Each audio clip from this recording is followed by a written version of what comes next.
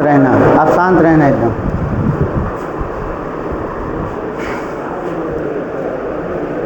जय हिंद मेरे प्यारे साथियों। तो कैसे हैं आप सभी? आशा करता हूं आप सभी अच्छे होंगे, मस्त होंगे और अपने बोर्ड एग्जाम की तैयारी को बेहतरीन तरीके से कर रहे होंगे। मैं अमित सिंह आपका एक बार से फिर से आप सभी का इस चैनल में स्वागत करता हूं। तो जितने भी बच्चे नए जुड़ रहे हैं चैनल को प्लीज़ लाइक शेयर सब्सक्राइब कर दें, दोस्तों के साथ शेयर कर दीजिए। अभी तक बेटा हम लोगों ने चैप्टर 1 को पूरी तरीके से कंप्लीट कर लिया था। आज हम लोगों की चैप्टर नंबर 2 की बारी है। ठीक है, तो हम लोग एक एक चैप्टर को इस अर्धवार्षिक परीक्षा के लिए तैयार कर रहे हैं ताकि आप अर्धवार्षिक परीक्षा में धमाल मचा सकें, है ना। तो हमने ये पहला चैप्टर आपको कंप्लीट करके दिया था, इसके वीडियो में आप पहले ही जाके देख सकते हैं। ठीक है, तो आज हम लोग सेकेंड चैप्टर चलने वाले हैं। तो सेकेंड चैप्टर की आज सारी बातें होने वाली हैं। ठीक है, चलो। तो आज ये हमारा दूसरा चैप्टर है जिसका नाम है बहुपद, है ना। तो थोड़ा बहुत हम बहुपद के बारे में समझ लेते हैं। चलो,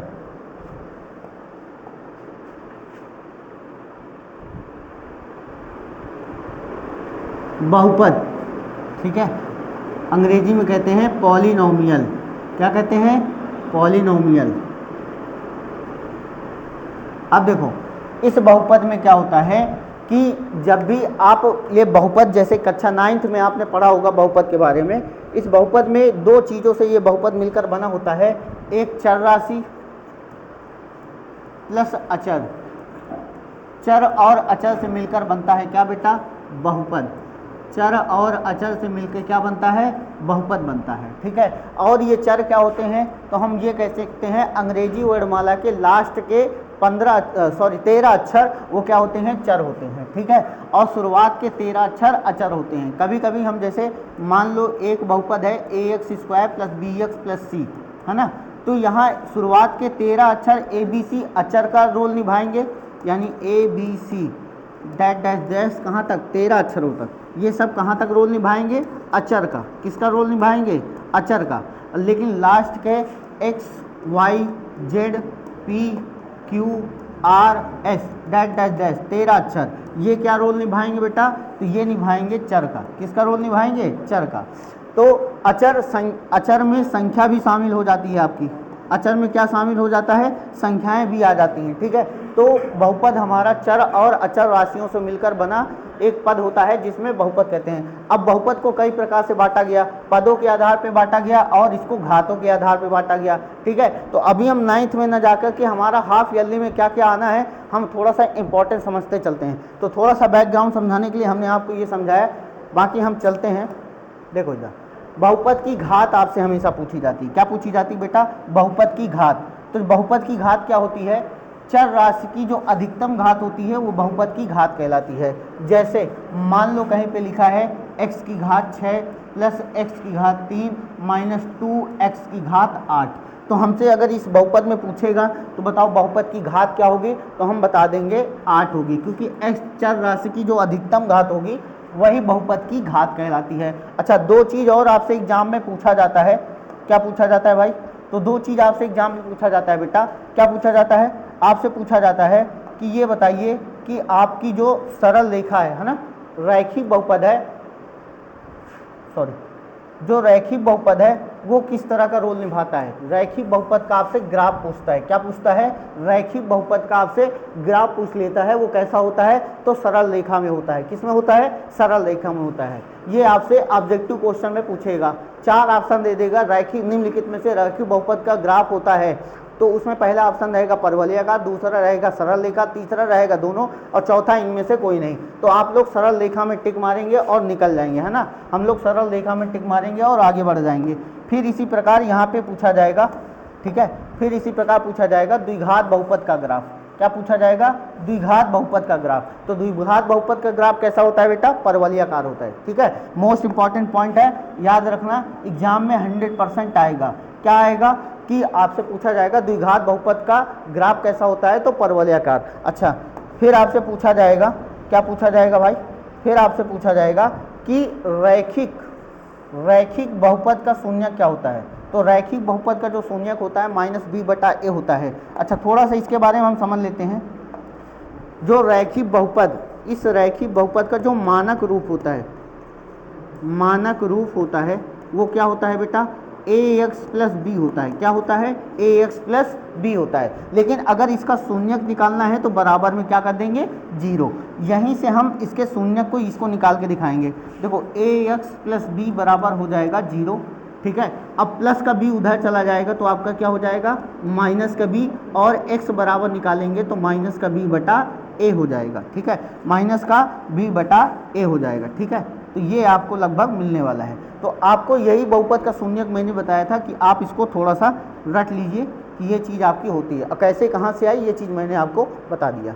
चलो आगे चलते हैं। अब देखो द्विघात बहुपद का शून्यक जब अल्फा और बीटा दिया हो, द्विघात बहुपद का शून्यक जब अल्फा और बीटा दिया हो तो द्विघात बहुपद का शून्यकों का योग दे रहा है। क्या दे रहा है?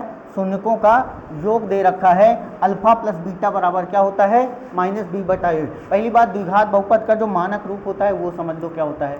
मानक रूप। इसका जो मानक रूप होता है बेटा वो होता है A X square plus B X plus C. ये होता है द्विघात बहुपद का मानक रूप, ठीक है। अब इसी का अगर शून्यक हमको अल्फा और बीटा दे दिया हो तब शून्यकों का योग होता है अल्फा प्लस बीटा बराबर माइनस बी बटा ए। क्या होता है? माइनस बी बटा ए। और शून्यकों का अगर गुणनफल दे दे तो हम क्या बताएंगे? अल्फा इंटू बीटा बराबर सी बटा ए। अब देखो यहाँ पे दो चीज़ें और समझ लो। अब जब ये दे देगा अल्फा प्लस बीटा बराबर माइनस का बी बटा ए, इसको हम चाहे तो ये भी लिख सकते हैं माइनस एक्स का गुणांक बटे यहाँ पे लिख देंगे एक्स स्क्वायर का गुणांक, ठीक है। ये भी लिख सकते हैं। उसके बाद अल्फा इंटू बीटा बराबर क्या होता है? सी बटा ए। सी को क्या लिख सकते हैं बेटा? अचर पद। क्या लिख सकते हैं? अचर पद बटे एक्स स्क्वायर का गुणांक, ठीक है। तो ये हमारे कुछ थ्योरी पार्ट है जिनको हम कवर करके डायरेक्ट सवाल में हमला करेंगे, ठीक है। चलो उसके बाद क्या होता है? अगर त्रिघात बहुपद की बात चल जाए, है ना। अच्छा, द्विघात बहुपद का बनाने का सूत्र क्या होता है ये ध्यान रखना। द्विघात बहुपद का बनाने का सूत्र क्या होता है इसको याद रखना, ये आएगा एग्जाम में आपसे, ठीक है। द्विघात बहुपद का सूत्र बनाने को आपको एग्जाम में पूछा जाएगा। क्या आएगा? X square minus alpha plus beta, x square minus alpha plus beta x plus alpha into beta. कभी कभी आपको अल्फा का मान दे देगा 3 और बीटा का मान दे देगा, सॉरी देखो कभी कभी आपको अल्फा प्लस बीटा का मान दे देगा 3 और कहेगा शून्यकों का गुणनफल दे रखा है 4। तो आपको उससे पूछेगा द्विघात बहुपद का सूत्र बनाना है। क्या बनाना है? द्विघात बहुपद का सूत्र बनाना है।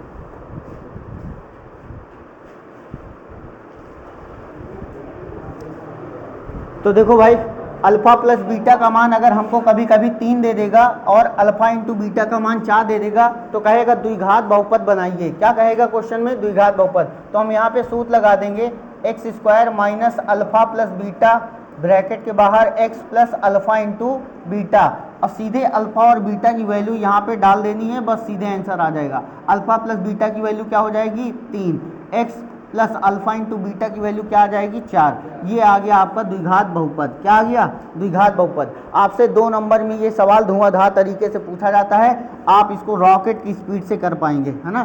तो अगर आपको फॉर्मूले याद हैं तो आप सवाल को एकदम जहन्नुम बना देंगे। चलो भाई अगला क्वेश्चन। अगला क्वेश्चन क्या है थोड़ा सा हमको ये समझना है। ये हालांकि तुम्हारे सिलेबस के बाहर की चीज़ें है ना, तो सिलेबस के बाहर की चीज़ें हैं, लेकिन आपको थोड़ा सा एक बार पढ़ लेना है। आपको सिर्फ फॉर्मूले ही देखने हैं, बाकी और कुछ नहीं देखना। कभी कभी आपको दे देता है alpha plus beta plus gamma, है ना, शून्यकों का योग। तो alpha plus beta plus gamma बराबर होता है बेटा माइनस का बी बटा ए। क्या होता है? माइनस का बी बटा ए। अच्छा, त्रिघात बहुपद का जो अगर हम यहाँ पे त्रिघात है, ठीक है, अगर त्रिघात बहुपद का मानक रूप कोई पूछ ले तब, अगर हमसे त्रिघात बहुपद का कोई मानक रूप पूछ ले तो हम क्या बताएंगे? तो हम बता देंगे A X cube B X square plus C X plus D. हम ये बता देंगे A X cube plus B X square plus C X plus D. ये क्या हो जाएगा? त्रिघात बहुपद का मानक रूप। अगर हमसे इसी त्रिघात बहुपद का अगर शून्यक अल्फा बीटा गामा दिया हो और उसका शून्यकों का योग पूछ ले तो हम तुरंत क्या लगा देंगे? Alpha plus beta plus gamma बराबर माइनस का बी बटा ए, माइनस का बी बटा ए। क्या लगा देंगे? माइनस का बी बटा ए लगा देंगे। ठीक है। इसी तरह alpha beta beta gamma gamma alpha, alpha beta beta gamma gamma alpha, इसको लगा देंगे सी बटा ए। और alpha into beta into gamma यानी शून्यकों का गुणनफल क्या हो जाएगा? माइनस का डी बटे ए। क्या हो जाएगा? माइनस का डी बटा ए। तो इन सूत्रों को आप याद कर लेना, यही सूत्र आपको कमाल मचाएंगे, है ना, धमाल एकदम। चलो अब हम लोग सवाल में आ गए। ठीक है, पहला सवाल बहुपद का, 3-4 सवाल कराएंगे बहुपद में, उससे ज़्यादा आपके एग्जाम में एक भी क्वेश्चन बाहर नहीं जाएगा, इस बात की 100% गारंटी है। ठीक है, तो पहला सवाल क्या कह रहा है? द्विघात बहुपद है एक x² प्लस 7x प्लस 10 का, आपको इसका शून्यक ज्ञात करना है और इसके शून्यकों तथा गुणांकों के बीच संबंध के सत्यता की जांच भी करनी है। तो चलो हम सवाल को करते हैं। ठीक है, थोड़ा आप भी ध्यान से देखिएगा। तो जो पहले तो हमको इसका शून्यक निकालना है। क्या निकालना है बेटा? शून्यक निकालना है। ठीक है, तो शून्यक कैसे निकालेंगे ये समझ लो। शून्यक कैसे निकालेंगे ये समझ लो। तो सबसे पहले तो आपको दिया है x² प्लस 7x प्लस 10। अगर शून्यक निकालना है तो इसको 0 के बराबर करना पड़ेगा। क्या करना पड़ेगा? 0 के बराबर करने पड़ेगा। अब देखो ये द्विघात है, ये आप कक्षा 9 में आपने पढ़ा है ना, मिड टाइप स्प्लिटिंग, यानी बीच वाले टुकड़े को तोड़ दो। ऐसी संख्या ढूंढो जिसका आपस में गुणा करने पे 10 आए और जोड़ने पे 7 आए। गुणा करने पे 10 है और जोड़ने पे 7 आए। तो बताओ क्या है? 5 दूनाई 10। अब 5 में 2 का जोड़ोगे तो 7 आ जाएगा। तो यहाँ हम लिखेंगे x² प्लस 5 प्लस 2 ब्रैकेट के बाहर x अब प्लस 10 बराबर 0। अब x का अंदर गुणा करा दो, x² plus 5x plus 2x plus 10 बराबर, अब इन दोनों में कॉमन देख लो। तो यहाँ पहले इन दोनों में कॉमन देख लो, तो जो कॉमन मिले बताओ उसको। तो क्या कॉमन है? तो यहाँ पे कॉमन क्या है? x। तो x कॉमन है तो यहाँ एक x निकल जाएगा, एक x बचेगा। यहाँ से x निकल गया, क्या बचा? 5। यहाँ से क्या कॉमन ले लेंगे? 2। तो 2 से 2 कट जाएगा, x बचेगा और 2 पंचे 10 बराबर 0। अच्छा, जो कॉमन लिया जाता है उसी का अंदर भाग दिया जाता है, जो कॉमन लिया जाता है उसी का अंदर भाग दिया जाता है। तो 2 एकन्नम 2 और 2 का भाग लगाएंगे 10 में कितनी बार में? 5 बार। 2 पंचे 10। अब x प्लस 5 कितनी बार है? 2 बार। तो हम लिख देंगे। अब यहाँ बचा क्या? x प्लस 2 बराबर 0। अब देखो यहाँ पे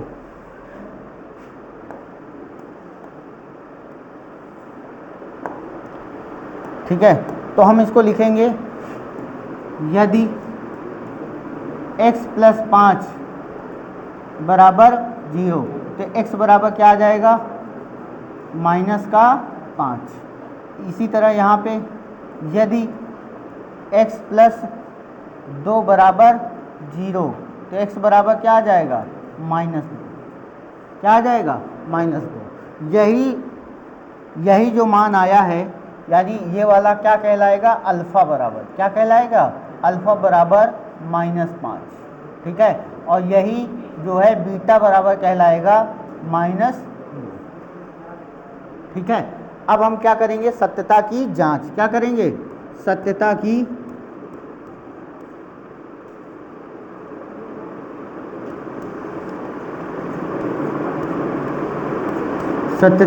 जांच।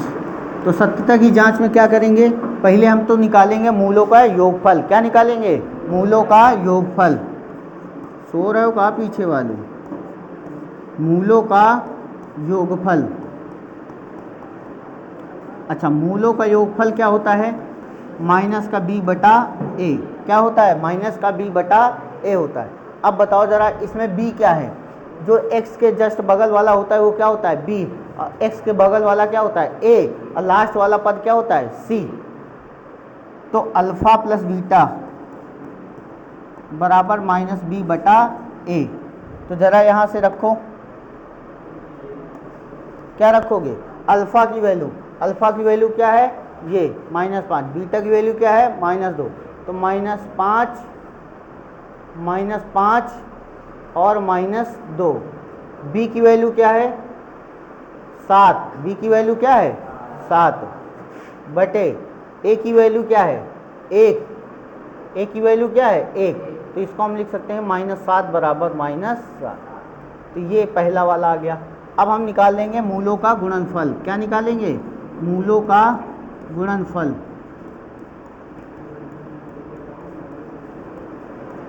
तो मूलों का गुणनफल क्या होता है? अल्फा इंटू बीटा बराबर सी बटा ए। अल्फा की वैल्यू क्या है -5, बीटा की वैल्यू क्या है -2, सी की वैल्यू क्या है 10 और ए की वैल्यू क्या है 1। तो इसका गुणा कराएंगे, माइनस माइनस क्या हो जाएगा प्लस, 5 दूनी 10, 10 बराबर 10। तो ये भी सिद्ध हो गया।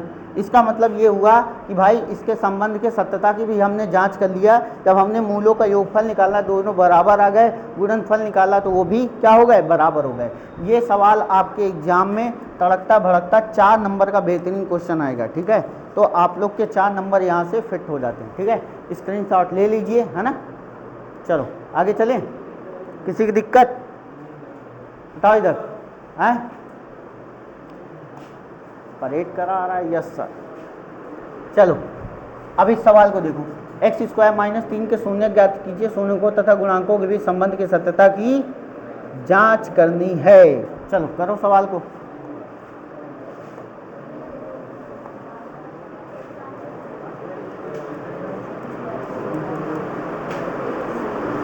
अब देखो x² क्या है -3, तो यहाँ लिख लो x² -3 बराबर क्या निकालना है, शून्य यानी 0, 0 के बराबर।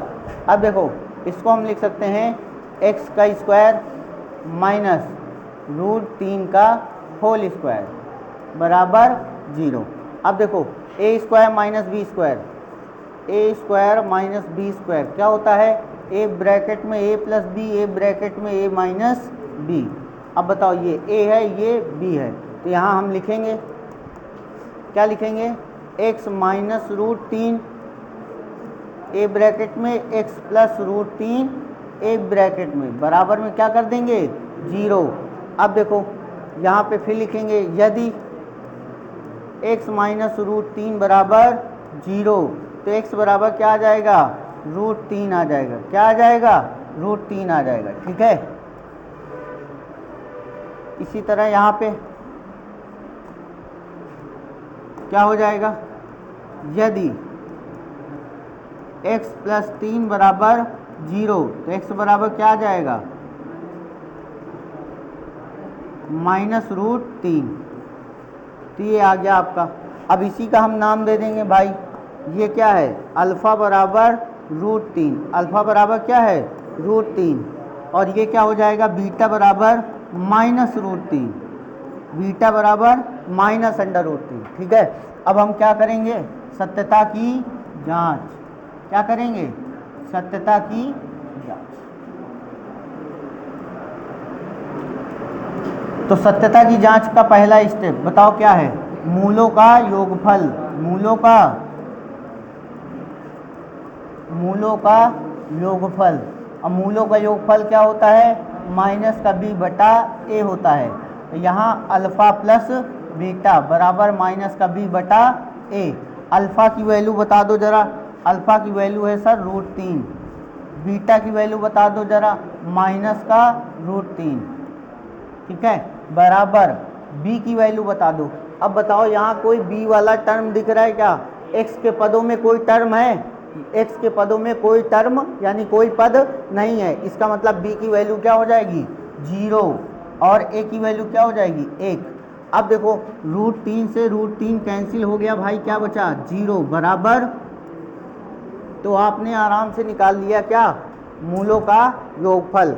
अब हम क्या निकालेंगे, मूलों का गुणनफल निकाल लेंगे। क्या निकाल लेंगे, मूलों का गुणनफल।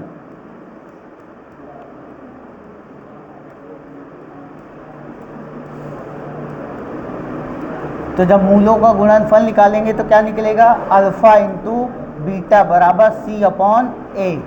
अल्फ़ा की वैल्यू क्या है √3, बीटा की वैल्यू क्या है -√3, और सी की वैल्यू क्या है -3 और ए की वैल्यू 1 है। अब √3 का √3 में गुणा कराएंगे क्या आएगा -3 और इधर क्या आ जाएगा -3। तो ये भी क्या हो गए बराबर आ गए है ना। तो ये भी बराबर और ये भी बराबर, शून्यक आपके ये निकल आए। ठीक है, तो ये आपका आंसर हो गया। बस इससे ज़्यादा आपको कुछ नहीं करना है। ठीक है, चलो अगला सवाल क्या कह रहा है, एक द्विघात बहुपद ज्ञात कीजिए जिसके शून्यकों का योग तथा गुणनफल क्रमशः दे रखा है आपको, है ना। शून्यकों का योग तथा गुणनफल क्रमशः आपको दे रखा है। तो हम लोग हल कर लेंगे भाई। क्या हल कर लेंगे, हमको शून्यकों का योग दे रखा है, यानी अल्फा प्लस बीटा की वैल्यू आपको दे रखा है सर कितने हैं -3। कितना है -3। अल्फा इंटू बीटा की वैल्यू आपको दे रखा है 2। द्विघात बहुपद बनाने का सूत्र हमने बताया था आपको, द्विघात बहुपद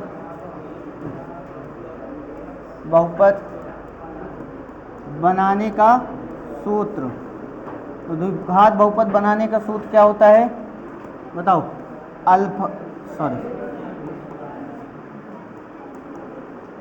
तो हो जाएगा x² minus alpha plus beta x plus alpha into beta. अब देखो जैसे ही इसको रखोगे यहाँ पे सवाल हल हो जाएगा। x² minus alpha plus beta की वैल्यू बताओ, अल्फ़ा प्लस बीटा की वैल्यू क्या है -3, यहाँ पे x, alpha into beta, alpha into beta क्या है 2, तो माइनस माइनस का गुणा हो जाएगा, क्या हो जाएगा भाई प्लस हो जाएगा, और यहाँ पे 3x प्लस 2 आ जाएगा। ठीक है, यही आंसर हो जाएगा आपका। ठीक, कभी कभी इसी का शून्यक निकालने को बोल देगा, तो जब भी इसका शून्यक निकालने को बोलेगा तो आप इसको क्या कर दोगे, x² प्लस 3x प्लस 2 बराबर 0, इसको 0 को बराबर कर दो और इसके गुणनखंड कर डालो, तो 2 एकन्नम 2, 2 1 3 है, एकदम आसान है। x² plus 2x plus x plus 2। अब यहाँ पे क्या कॉमन है, x कॉमन है, तो x प्लस 2 कॉमन ले लो। यहाँ पे क्या कॉमन है 1, तो x प्लस 2 एक ब्रैकेट में बचेगा, x प्लस 2 पूरे के 2 बार हैं तो एक बार ले लो, x प्लस 1 एक ब्रैकेट में, x प्लस 2 बराबर 0 कर दो, तो x बराबर क्या आ जाएगा -2। इसी तरह x प्लस 1 बराबर क्या कर दो 0, तो x बराबर क्या आ जाएगा -1। तो कभी कभी आपसे ये भी पूछ सकता है कि द्विघात बहुपद बनाइए तथा उसके शून्यक भी ज्ञात कीजिए। तो आप क्या करेंगे, सबसे पहले उसका द्विघात बहुपद बना लेंगे और डायरेक्ट उसको 0 के बराबर कर लेंगे। ठीक है, तो ये सवाल आपका हो गया।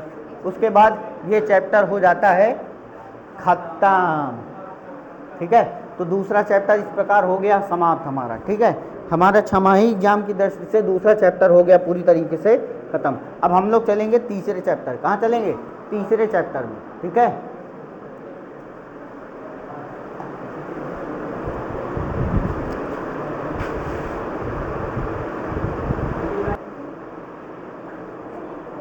चलो भाई देखो, अब हम लोग दूसरे चैप्टर पे आ गए हैं ना। तो दूसरे चैप्टर से पहले एक और भयंकर चीज देख लो, हर बार एग्जाम में पूछी जाती है, क्या, भाज्य बराबर भाजक गुणे भागफल प्लस शेषफल। ऑप्शन में डायरेक्ट यही दे देता है, इसका क्रम आगे पीछे करके 4 ऑप्शन बना दिया जाता है, कहेगा निम्नलिखित में से कौन सत्य है। ठीक है, तो कभी इसको उठा के उधर रखेगा, कभी इसको उठा के उधर रखेगा, लेकिन जो आपका सही क्रम में लिखा है वो ये है। आपको इसको याद रखने है, भाज्य बराबर भाजक गुणे भागफल प्लस शेषफल, इसको आपको याद कर लेना है कायदे से। ठीक है, अब हम लोग चलते हैं बेटा तीसरे चैप्टर पे। कहाँ चलते हैं, तीसरे चैप्टर का क्या नाम है, दो चर वाला रैखिक समीकरण। दो चर वाले रैखिक समीकरण, इसका नाम है लीनियर इक्वेशन इन 2 वेरिएबल, है ना।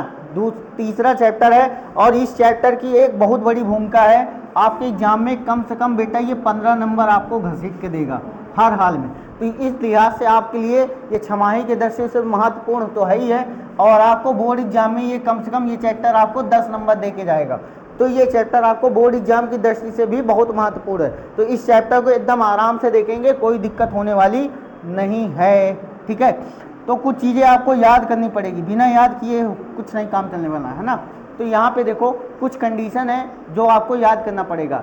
अगर कहीं पे लिखा है बेटा A1/A2 does not equal to b1 बटा b2। तो ये क्या हो जाएगा भाई, प्रतिच्छेदी हो जाएगा। कौन सी रेखा हो जाएगी, प्रतिच्छेदी हो जाएगी। क्या हो जाएगी, प्रतिच्छेदी हो जाएगी। क्या हो जाएगी, प्रतिच्छेदी रेखा हो जाएगी। और इसके हल कितने मिलेंगे, अद्वितीय हल प्राप्त होगा। अद्वितीय हल का मतलब केवल एक हल, अद्वितीय हल का मतलब केवल एक हल, केवल एक हल। ठीक है। उसके बाद कहीं पे ये कंडीशन दिखाओ बी, कहीं पे ये कंडीशन लिखी हो a1 बटा a2 बराबर b1 बटा b2 और डज नॉट बराबर क्या हो c1 बटा sorry does not equal to c1 बटा c2 हो। यहाँ पे क्या होना चाहिए, डज नॉट होना चाहिए, है ना। तो ये क्या हो जाएगा भाई, ये क्या हो जाएगा, समांतर हो जाएगा। क्या हो जाएगा, समांतर रेखाएं हो जाएंगी। और समांतर रेखा होगी तो इसका कोई हल प्राप्त नहीं होगा। क्यों, क्योंकि प्रतिच्छेदी में तो दो रेखाएं आपस में ऐसे कट करती हैं, जितने पॉइंट पे कट होता है उसको उतने ही हल प्राप्त होते हैं। तो प्रतिच्छेदी में केवल एक पॉइंट पे कट करता है, इसलिए उसके कितने हल मिलते हैं, एक हल मिलता है। समांतर में बताओ, दो रेखाएं ऐसे समांतर चली जा रही हैं, क्या कभी आपस में एक दूसरे में कटेंगी, नहीं कटेंगी, है ना। जैसे रेल की पटरियां क्या आपस में एक दूसरे कभी क्रॉस करती हैं, नहीं। पटरी बदलने के लिए बात अलग है कि ऐसे जोड़ दिया जाए, है ना। तो ये पटरी बदलने के लिए होता है ना कि ये आपस में कभी एक दूसरे को कट करती, क्योंकि समांतर रेखा कभी आपस में मिलती ही नहीं है। और जब आपस में मिलेंगी ही नहीं तो उसका कोई हल प्राप्त नहीं होगा। इसी प्रकार तीसरी कंडीशन है बेटा, a1 बटा a2 बराबर b1 बटा b2 बराबर c1 बटा c2। तो ये हो जाएगा आपका संपाती रेखा होने की कंडीशन। क्या हो जाएगा, संपाती रेखा होने की कंडीशन, जो कि क्या हो जाता है, अपरिमित रूप से अनेक हल प्राप्त होते हैं। अपरिमित रूप से अनेक हल का मतलब क्या होता है, जिसमें अनंत हल प्राप्त होते हैं। अब इस कंडीशन में चित्र कैसा बनता है, तो भैया दो रेखाएं होती हैं जो आपस में एक दूसरे के ऊपर क्या होती हैं, चढ़ी हुई होती हैं। जैसे ये पीली वाली है और इसी के ऊपर लाल वाली चढ़ जाए, तो बताओ क्या पीली वाली दिख रही है, नहीं। यानी ये दोनों रेखाएं एक दूसरे को अनंत बार टच करती हैं। जैसे ये दोनों हाथ आपस में ऐसे मिला दिए जाएं, अगर ऐसे देखा जाए तो एक ही हाथ दिखेगा आपको, है ना। तो दोनों परस्पर रूप से 1000 जगह टच करती हैं। बताओ कोई बता सकता है क्या एक जगह टच हो रही, कितनी जगह, नहीं, ये बहुत जगह टच कर रही हैं। अगर बहुत जगह टच कर रही हैं, इसका मतलब इसके कितने हल प्राप्त होंगे, अपरिमित रूप से अनेक हल प्राप्त होंगे, यानी अनंत हल प्राप्त होंगे। कितने हल प्राप्त होंगे, अनंत हल। तो ये कंडीशन आपको इस चैप्टर का जान है, इसको आपको याद करना ही पड़ेगा, ठीक है। तो आप लोग स्क्रीनशॉट ले लीजिए, ठीक है। चलो आगे बढ़ते हैं।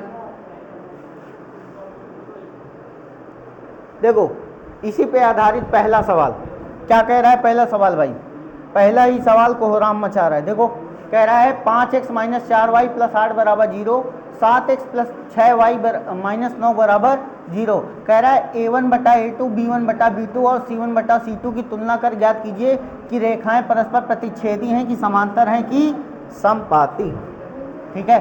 तो देखो सबसे पहले तो हम 5x माइनस 4y प्लस 8 बराबर 0 कर देंगे। इसकी हम तुलना कर देंगे भाई, a1x प्लस b1y और प्लस c1 बराबर 0 से तुलना करने पर, क्या करने पर, तुलना करने पर क्या करते हैं, तुलना करते हैं। तो जैसे ही हम तुलना करेंगे तो ये x के बगल वाला क्या होता है, a1 होता है। क्या होता है, x के बगल वाला, जैसे x के बगल वाला क्या है, a1, तो यहाँ x के बगल वाला क्या हो जाएगा, a1। अच्छा कुछ लोगों को तुलना करना ही ना आता होगा, सीख लो भाई, तुलना करना सीखो। चलो तुलना करना सीख लो। देखो इधर हम जब इसकी तुलना करते हैं a1x बराबर लिखेंगे 5x। देखो x कट गया तो a1 बराबर क्या मिल गया, 5। इसी तरह b1y बराबर माइनस का 4y, y कट गया, बताओ b1 बराबर क्या मिल गया, माइनस 4। ठीक है। इसी तरह c1 बराबर लास्ट वाला जो पद होता है वो क्या होता है, अचर पद होता है। क्या होता है, अचर पद। तो तुमको मिल गया a1 b1 c1, क्या मिल गया, a1 b1 c1। इसी प्रकार हम इसकी तुलना करेंगे, किसकी, 7x प्लस 6y -9 बराबर 0। तो इसकी तुलना करेंगे a2x b2y प्लस c2 बराबर 0 से तुलना करने पर, क्या करने पर, तुलना करने पर। अब देखो जैसे ही तुलना करेंगे तो बताओ a2 का मान बताओ, अब a2 का मान डायरेक्ट क्या हो जाएगा 7, बताओ b2 का मान क्या हो जाएगा 6 एंड c2 का मान क्या हो जाएगा -9। अब देखो हमको कंडीशन क्या बतानी है कि a1 बटा a2 निकाल लो। सबसे पहले तो क्या निकाल लो, a1 बटा a2। तो a1 बटा a2 बताओ क्या निकलेगा। सर a1 का मान बताइए 5, a2 का मान बताइए 7। इसी तरह b1 बटा b2 बता दीजिए। तो b1 बटा b2 जब निकालेंगे तो b1 बटा b2 निकाले, b1 का मान बताओ -4 एंड b2 का मान बताओ 6। तो इसको हम काटेंगे, 2 दूनी 4, 2 तिहाई 6, ये आ जाएगा -2/3। क्या ये मान और ये मान आपस में बराबर हैं? बिल्कुल नहीं है। तो इसका मतलब ये हुआ भाई कि a1 बटा a2 does not equal to b1 बटा b2। अगर ये कंडीशन आपको दिख रही है तो 100% रेखा क्या हो जाएगी, बताओ क्या हो जाएगी। अतः रेखाएं परस्पर, अतः रेखाएं परस्पर क्या होगी, प्रतिच्छेदी होंगी। क्या होंगी, प्रतिच्छेदी होंगी। ठीक है, अतः रेखाएं परस्पर क्या हो जाएंगी, प्रतिच्छेदी होंगे। हमने सवाल में कुछ नहीं किया, 2 समीकरण दे रखे थे, उसने कहा a1 बटा a2 b1 बटा b2 और c1 बटा c2 की तुलना कर ज्ञात कीजिए कि रेखाएं परस्पर प्रतिच्छेदी हैं, समांतर हैं अथवा समपाती हैं। तो इसमें हमने क्या किया, सबसे पहले वाले समीकरण को a1x b1y प्लस c1 से तुलना कर दिया। तो जैसे ही तुलना करेंगे तो x के बगल वाला a1 होता है, y के बगल वाला b1 होता है, लास्ट वाला पद c1 होता है। तो हमने a1 b1 c1 का मान निकाल लिया। दूसरे वाले समीकरण की a2x b2y plus c3 c2 से तुलना कर दिया। तो a2 का मान निकल आया 7, b2 का मान निकल आया 6 और c2 का मान निकल आया -9। तो जैसे ही हमने यहाँ पे रखा a1 बटा a2 का मान तो 5/7 निकला और b1 बटा b2 का मान -2/3 निकला। और हमने देख लिया कि ये दोनों मान कहीं से कहाँ तक आपस में बराबर नहीं है। अगर बराबर होते तो समान संख्या होती। अब जब बराबर नहीं है तो इसका मतलब है a1 बटा a2 does not equal to b1 बटा b2। जैसे ये पहली कंडीशन हमने दिखाया है, कहाँ गए ये पहली कंडीशन, ये पहली कंडीशन। तो पहली कंडीशन में इस कंडीशन के लिए क्या बताया हमने, प्रतिच्छेदी। क्या बताया, प्रतिच्छेदी। तो बताओ ये पहली ही कंडीशन हमको दिख रही थी, कौन सी, प्रतिच्छेदी वाली। कौन सी दिख रही थी, प्रतिच्छेदी, इसलिए ये क्या हो गया, प्रतिच्छेदी हो गया। ठीक है, ये सवाल 100% आपका 2 नंबर का आएगा एग्जाम में। और यदि आपने ऐसे किया तो आपको 100% 2 नंबर आपको मिलने वाला है। ठीक है, चलो अगला क्वेश्चन कह रहा है 5 पेंसिल 7 कलमों का मूल्य 50 रुपया है, जबकि 7 पेंसिल और 5 कलमों का मूल्य 46 रुपये है। तो एक पेंसिल तथा एक कलम का मूल्य ज्ञात कीजिए, है ना। तो क्वेश्चन को आपको पहले, जब भी भाषा वाले सवाल आएंगे तो आपको भाषा वाले सवालों को कम से कम 2 से 3 बार आपको पढ़ना है, आपको ऑटोमेटिक उत्तर दिखने लगेगा। कह रहा है 5 पेंसिल 7 कलम, यानी पेंसिल और कलम की बात चल रही। किसकी बात चल रही है, पेंसिल और कलम को। तो हमको निकालना भी क्या है, पेंसिल और कलम का मूल्य। तो हम मान लेते हैं भाई, क्या मान लेते हैं, कुछ मान लेते हैं तड़कता भड़कता, है ना। देखो हम मान लेते हैं, माना क्या मान लेते हैं, एक पेंसिल का मूल्य, एक पेंसिल का मूल्य, एक पेंसिल का मूल्य कितना है भैया, 100 रुपया मान लेते हैं। कितना मान लेते हैं, 100 रुपये। ठीक है, तो उसके बाद फिर हम क्या मान लेते हैं, एक कलम,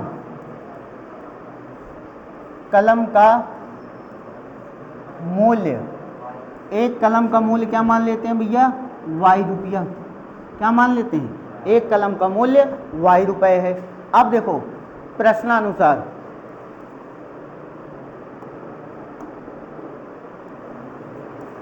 प्रथम शर्तानुसार। अब प्रथम शर्त क्या कह रही है भाई? प्रथम शर्त ये कह रही है, क्या कह रही है? 5 पेंसिल 7 कलम का कुल मूल्य कितना है? 50 रुपया। 5 पेंसिल 7 कलम का कुल मूल्य कितना है? 50 रुपया। अच्छा मान लो एक पेंसिल 5 रुपया की, तो 5 पेंसिल कितने की हो जाएगी? 25। अब मान लो 7 कलम है, और 7 कलम कितने को है? कुछ भी मान लो, जैसे मान लो 5 रुपया का है, तो कितने का हो जाएगा? 35 का। कैसे आ रहा है? 5 का गुणा 7 में हम करा रहे हैं, यानी जितने का सामान है और कुल जितना खरीदा उसमें क्या करा रहे हैं? गुणा। क्या करा रहे हैं? गुणा। तो बताओ पहले 5 पेंसिल है और एक पेंसिल कितने की है बेटा? x रुपए की। तो बताओ 5 पेंसिल कितने की हो जाएगी? 5x की। कितने की हो जाएगी? 5x की। फिर कह रहा है 7 कलम, तो एक कलम कितने का है? y रुपया का। एक कलम कितने का है? y। तो 7 कलम कितने का हो जाएगा? 7y। अब हमने यहाँ प्लस क्यों लगाया? क्योंकि दोनों को मिला के कुल कितना रुपया दे रहा है? 50।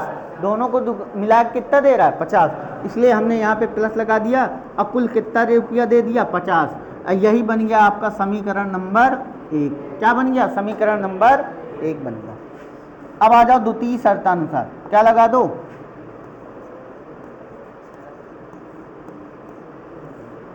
द्वितीय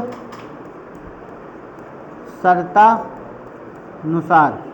तो द्वितीय शर्त क्या कह रही है आपसे? फिर बताओ। द्वितीय शर्त आपसे कह रही है जबकि 7 पेंसिल और 5 कलम, 7 पेंसिल और 5 कलमों का कुल मूल्य कितना दे रखा है? 46 रुपए। तो 7 पेंसिल, एक पेंसिल x रुपया की, तो 7 पेंसिल कितने की हो जाएगी? 7x प्लस 5 कलम, यानी एक कलम y रुपया का है, तो 5 कलम कितने का हो जाएगा? 5y।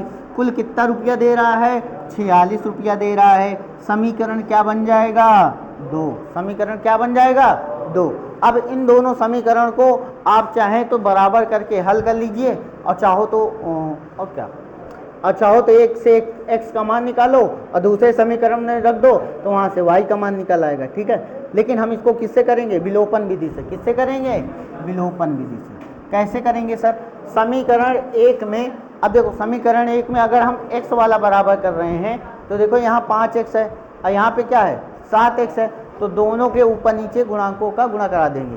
यानी समीकरण 1 में, इधर देखो, समीकरण 1 में 7 का तथा समीकरण 2 में 5 का गुणा करने पर, क्या करने पर? गुणा करने पर। तो समीकरण 1 में 7 का गुणा कराओ जरा, तो क्या हो जाएगा? 7 पना 35x, इसमें कराओ जरा 7 सता 49y बराबर क्या हो जाएगा? 7 का गुणा 7 पना 35, 350। ये बन जाएगा समीकरण 3। अब इसमें 5 का गुणा कराओ, 5 सते 35, 5 सते 35, 5 पचा 25, और इसमें गुणा कराओ 5 का, 5 छक्का 30 और 5 चौको 20, 20 2 20 3 23। ये बन जाएगा समीकरण 4। क्या बन गया? समीकरण 4। इधर देखो, सबसे पहले इसमें 7 का गुणा क्यों कराए हैं? क्योंकि यहाँ का गुणांक क्या है? 7, इसलिए समीकरण 1 में 7 का गुणा। इसका गुणांक क्या है? x का 5। भाई जिसको बराबर करना होता है उसके गुणांकों का ऊपर नीचे क्या कराते हैं? गुणा कराते हैं। क्या कराते हैं? गुणा। तो नीचे वाले x के गुणांक का ऊपर गुणा, ऊपर वाले x के गुणांक का नीचे। जरूरी नहीं तुम y वाले का भी करा सकते हो, तुम तो y वाले का 5 का ऊपर करा दो और 7 का नीचे करा दो, कोई दिक्कत नहीं। तो जब गुणा कराए तो हमको ये मिल गया, ऊपर वाले में 7 का गुणा कराया तो ये आ गया, नीचे वाले में 5 का गुणा कराया तो ये आ गया। अब दोनों समीकरण को क्या कर दो? घटा दो। क्या कर दो? घटा दो। तो घटाने के बाद कुछ कंडीशन दिखेगी, है ना? क्या दिख रही है? घटाएंगे तो नीचे वाले के चिन्ह बदल जाएंगे, तो ये प्लस माइनस का खत्म, प्लस माइनस का खत्म। अब 49 में से 25 जाएगा, 9 में से 5 गया 4, 9 में से 5 गया 4, और 4 में से 2 गया 2, यहाँ y। अब इसको घटाओ, 0, 5 में से 3 गया 2, और 3 में से 2 गया 1, 24 पंचे 120, तो y बराबर क्या आ गया बेटा 5, y बराबर क्या आ गया 5। अब y का मान समीकरण 1 में रख दो,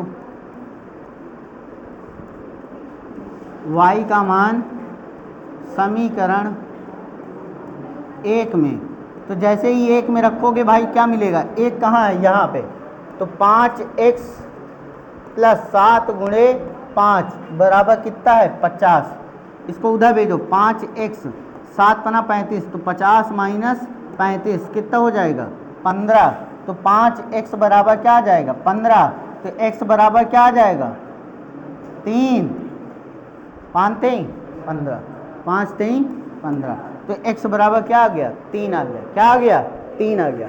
तो तुम्हारा x का मान आ गया और y का मान आ गया, x का मान ये है और y का मान ये है। तो हमको यही निकालना था, एक पेंसिल का मूल्य कितना आ गया x, एक पेंसिल का मूल्य यानी एक पेंसिल कितने रुपए की 3 रुपए की, और एक कलम कितने रुपए y रुपए का, तो y का मान कितना आया है 5, y का मान कितना आया है 5। तो यहाँ पे आपका एक पेंसिल का मूल्य आ गया 3 रुपए और एक कलम का मूल्य आ गया 5 रुपए, क्या आ गया 5 रुपए। ठीक है, सवाल समझ में आया कि नहीं आया, किसको नहीं आया बताओ, आ गया पक्का।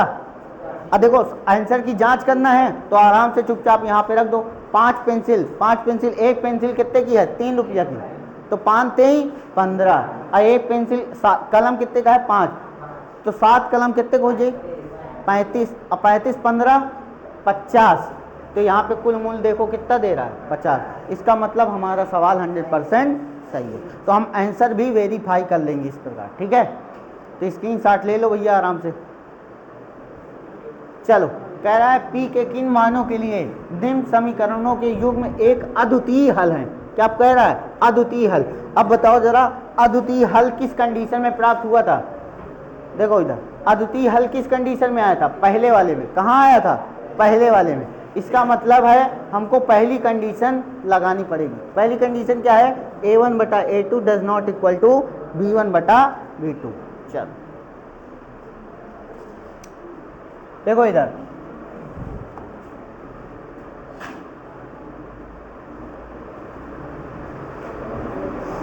अब देखो इसमें से तुम बताओ a1 का मान क्या है 4, b1 का मान क्या है p, और c1 का मान क्या है। देखो पहला वाला मान किसका होता है a1 का, ये वाला b1 का, और ये वाला c1 का। a2 का मान कौन है ये, b2 का मान कौन है, और c2 का मान कौन है। ठीक है, तो हम लिख लेंगे a2 का मान 2, b2 का मान, c2 का मान। ठीक है, अब आपको अगर ये क्या कह रहा है अद्वितीय हल है, क्या है अद्वितीय हल, अद्वितीय हल है, इसका मतलब a1 बटा a2 does not equal to b1 बटा b2। तो a1 बटा a2 का मान बता दो भाई, a1 बटा a2 का मान बताओ, तो a1 का मान क्या है 4 बटे 2 does not equal to, b1 का मान बताओ p, और b2 का मान 2। अब देखो 2 दूनी 4 कट गया, इसका तिरछा गुणा करा दो, क्या करा दो तिरछा गुणा। तो बताओ यहाँ 1 है और 2 का गुणा 2 में कराएंगे 4, अब p का गुणा 1 में कराएंगे तो क्या आएगा p, तो यहाँ आ जाएगा p does not equal to, खत्म। ठीक है, तो ये आसानी से इतना कर लेंगे, बस हो गया। ठीक, कभी कभी लड़का ये डज नॉट इक्वल से घबरा जाता है, वो सोचा करता है कि यार ऐसे का हुई, तो ऐसा तो ना हो कि ये व्यापार जॉब छोड़ दे, तो अपना नियम थोड़ी ना बदल देगा। मैथमेटिक्स का भी अपना नियम बदलती है क्या, नहीं बदलती है ना। तो आपको अपने ही नियम धर्म से काम करना है, लेकिन आपको कंडीशन आपको यही दिखानी है। ठीक है, चलो अगला सवाल कह रहा है के किस मान के लिए रैखिक समीकरण युग्म के अपरिमित रूप से अनेक हल। अब बताओ अपरिमित रूप से अनेक हल के लिए कौन सी कंडीशन बताए थे। चलो देखो इधर अपरिमित रूप से अनेक हल के लिए, अपरिमित रूप से अनेक हल के लिए ये वाली कंडीशन थी, ये थर्ड वाली, कौन सी थर्ड वाली। तो यानी a1 बटा a2 बराबर b1 बटा b2 बराबर c1 बटा c2। अपरिमित रूप से अनेक हल, रेखा कैसी होगी समपाती, रेखा कैसी होगी समपाती होगी। चलो भाई आ जाओ इस सवाल में, तो बताओ जरा आप बता दो, A1 का मान बता दो यहाँ से। A1 का मान क्या है K, A2 का मान बताओ, सॉरी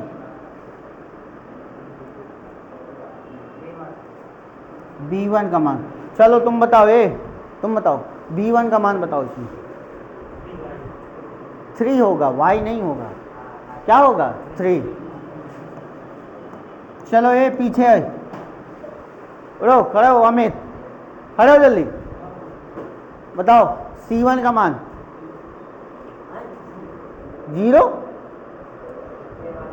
कद भैया कहाँ से आ रहे हो तुम, पूरा -K-3। C1 का मान क्या हो जाएगा -K-3। बैठ जाओ, पढ़ लिख ले हो। A2 का मान 12, B2 का मान K एंड C2 का मान, ठीक है। आपको क्या निकालना है K, क्या निकालना है। तो कंडीशन क्या होती है परिमित रूप से अनेक हल की, A1 बटा A2 बराबर B1 बटा B2 बराबर C1 बटा, ये कंडीशन होती है, ठीक है। अब लेकिन इस कंडीशन में आपको, आप चाहे ये दोनों हल कर लें, देखो चाहे इन दोनों को लेके हल कर लो, चाहे इन दोनों को लेके हल कर लो, ठीक, ये आपके ऊपर डिपेंड करता है। तो हम शुरुआत वाले दोनों ले लेते हैं, A1 बटा A2 बराबर B1 बटा, बताओ जरा A1 का मान बताओ K, A2 का मान बताओ 12, B1 का मान बताओ भाई 3, अब B2 का मान K। तीछा गुणा कराओ, कराओ गुणा, K का गुणा K में K², 12 का गुणा 3 में 32, 36, स्क्वायर उधर फेंक दो, क्या बल लगा देगा अंडर रूट, यहाँ पे क्या आ जाएगा K बराबर प्लस माइनस, ठीक है। तो अगर ऑप्शन में आएगा, देखो इसमें 4 ऑप्शन दे देगा तुमको। पहला ऑप्शन ए दे देगा 6, बी ऑप्शन दे देगा -6, सी ऑप्शन देगा +-6 और डी ऑप्शन इनमें से कोई नहीं, इनमें से कोई नहीं, नन ऑफ दीज। तो कौन सा लगाओगे बताओ, सी ऑप्शन, कौन सा लगाओगे सी। हाँ, बहुत से महान आत्मा यहीं पर टिक लगाएंगे, भग जाएंगे, ठीक है। तो ऐसा आपको नहीं करना है, ठीक है। चलो आगे सवाल देखो, कह रहा है दो संख्याओं का योगफल और अंतर क्रमशः 8 और 2 है, तो संख्याएं ज्ञात कीजिए। तो दो संख्याएं मान लेते हैं भैया, क्या कर लेते हैं, मानेंगे और क्या करेंगे। देखो माना पहली संख्या, माना पहली संख्या, ये सब सवाल इंपॉर्टेंट है छमाही की दृष्टि से, ठीक है। फर्जी न मत सोच लेना कि केवल ये फर्जी है, ठीक है। हाँ, पहली संख्या क्या है x, दूसरी संख्या क्या मान लो, दूसरी संख्या क्या मान लो y। फिर क्या लिखोगे प्रश्नानुसार, प्रश्नानुसार क्या है, दो संख्याओं का योगफल यानी x प्लस वाई क्या दे रखा है 8, लेकिन उन्हीं का अंतर भी क्या दे रखा है 2। तो ये बन गया समीकरण 1, ये बन गया समीकरण 2। फिर लिखेंगे हम समीकरण 1 तथा 2 को जोड़ने पर समीकरण 1 प्लस समीकरण 2। अब क्या हो जाएगा, x प्लस वाई बराबर 8 हो जाएगा, x माइनस वाई बराबर 2 हो जाएगा। दोनों को जोड़ेंगे तो चिन्ह में कोई परिवर्तन नहीं होगा, चिन्ह में कोई परिवर्तन नहीं होगा। तो बताओ ये प्लस माइनस खत्म, तो क्या बचा है, तो बच जाएगा 2x, x x जुड़ेगा आपस में क्या हो जाएगा 2x, 8 2 10, तो 2 पंचे 10, तो x बराबर क्या हो जाएगा 5, x बराबर 5। अब x का मान समीकरण 1 में रख दो, x का मान समीकरण 1वां में रखने पर, तो 1 में रखो भाई 5 प्लस वाई बराबर 8, तो y बराबर क्या हो जाएगा 8 माइनस 5, तो y बराबर क्या आ जाएगा 3। तो ये आ गया तुम्हारा y का मान। हमसे पूछा था पहली संख्या, तो पहली संख्या हमारी क्या आ जाएगी x का मान 5, दूसरी संख्या क्या पूछा है y का मान 3। तो पहली संख्या दूसरी संख्या, सवाल का आंसर चेक करना है। तो कह रहा है दो संख्याओं का योगफल, दोनों को जोड़ डालो 5 3 8, देखो आ रहा है, दोनों को घटा दो 5 में से 3 जाएगा 2, इसका मतलब सवाल का आंसर 100% सही है। समझ में आई बात? ऐसे सवाल आएंगे आपको, ठीक है, 100% छमाही में दिखने वाले हैं। और ये सब एनसीईआरटी के मोस्ट इंपॉर्टेंट सवाल हैं, ठीक है, और जो कि पेपर में आएगा ही आएगा, ठीक है। जब पेपर बनता है तो ये राजीव काका और ये सब नहीं देख के बनता है। पेपर कहाँ से बनता है? एनसीईआरटी से। कहाँ से बनता है? और इसीलिए एनसीईआरटी सारे क्वेश्चन हम करवा रहे हैं। कहाँ करवा रहे हैं? एनसीईआरटी। चलो अगला सवाल कह रहा है दो संख्याओं का योगफल 24 है, उनमें से एक संख्या दूसरी संख्या की क्रमशः दो गुनी है। अच्छा, एक संख्या दूसरी संख्या की द्विगुनी है, ठीक। तो संख्याएं होंगी क्रमशः। जरा लगाओ इस सवाल को, चलो सब लोग लगाओ, इस सवाल को लगा के दिखाओ, चलो लगाओ, बैठो नहीं, लगाओ लगाओ लगाओ जल्दी। कॉपी पेन खोलो जरा, नींद आ रही उतनी देर तुम लोग को।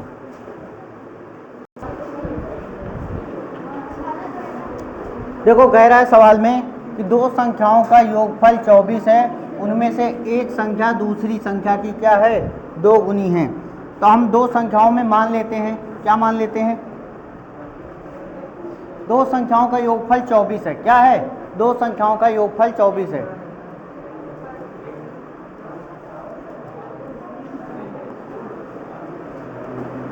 तो हम मान लेते हैं,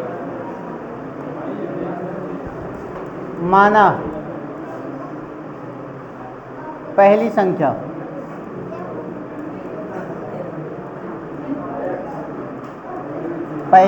मान लेते हैं x। क्या मान लेते हैं? x। शांत रहो। दूसरी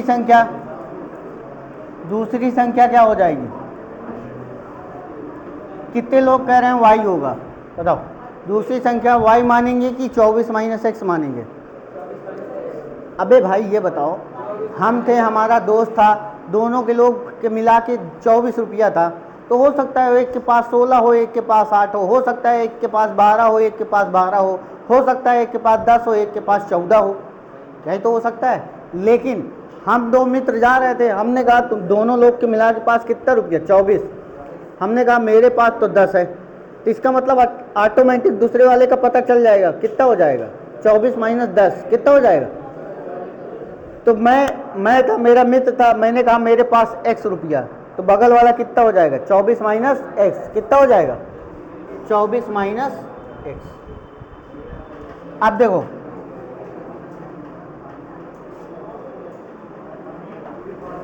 प्रश्नानुसार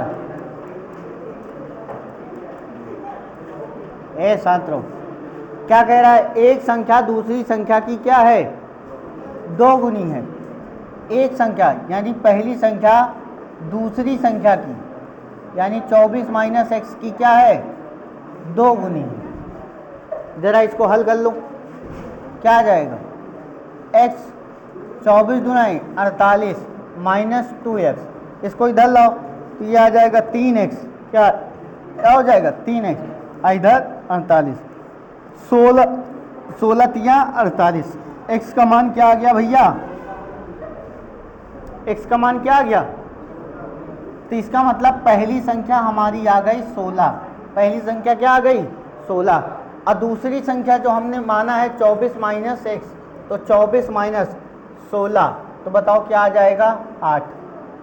क्या आ गया? 8। बस हो गया, ये सवाल का आंसर खत्म। ये 16 और 8 इसका आंसर। अच्छा, सवाल का आंसर का उत्तर मिलाना है। कह रहा है दोनों संख्याओं का योगफल 24 आना चाहिए। 16 और 8 जोड़ोगे तो कितना आ जाएगा? 24। कितना आ जाएगा? 24। अब देखो कह रहा है निम्नलिखित समीकरण के युग्म को हल कीजिए। ये सब आएंगे एग्जाम में आपके छमाही में, ठीक है, तब आपको पता चलेगा इस क्लास की इंपॉर्टेंस क्या है। देखो 3x - 5y - 4 बराबर 0। अब ये -4 को उधर भेज दो। 3x - 5y बराबर में क्या कर दो? 4। समीकरण 1 कर दो। इसको देखो, इसको थोड़ा सा और सुधार के लिखो। 9x, इसको इधर लाओ, माइनस का 2y बराबर में 7, तो इसको इधर लिख लो। 9x माइनस का 2y बराबर में क्या कर दो? 7। समीकरण 2। अब देखो इसमें चाहे x के मान बराबर कर लो और चाहे तो y के मान ऊपर नीचे बराबर कर लो। ये दीपांशु इधर देखने खोद डाला बाबा। अब देखो x के मान बराबर करोगे तो आसान है ना। x के मान बराबर करोगे तो आसान है, क्योंकि यहाँ 9 है और इसको 9 बनाने के लिए क्या करना पड़ेगा, 3 का गुणा, क्या करना पड़ेगा, 3 का गुणा। तो समीकरण 1 में 3 का गुणा करने पर, तो जैसे ही 3 का गुणा करेंगे भाई तो ये क्या हो जाएगा, 9x माइनस 15y बराबर 4 3 12। समीकरण क्या हो जाएगा, 3। अब समीकरण 3 से माइनस समीकरण 2, समीकरण 3 माइनस समीकरण 2, तो समीकरण 3 लिखो पहले, क्या हो जाएगा, 9x माइनस 15y बराबर 12। समीकरण 2 कहाँ है, 9x माइनस 2y बराबर में 7। ठीक है।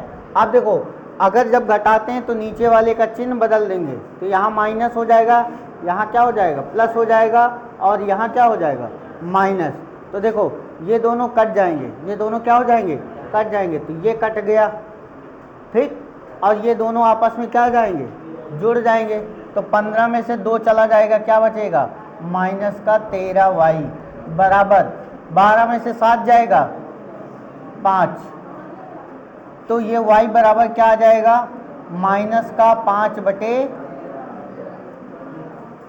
अब y का मान किस में रख दो, चाहे 1 में रख दो, चाहे 2 में रख दो, चाहे जिसमें रख दो, y का मान समीकरण 1 में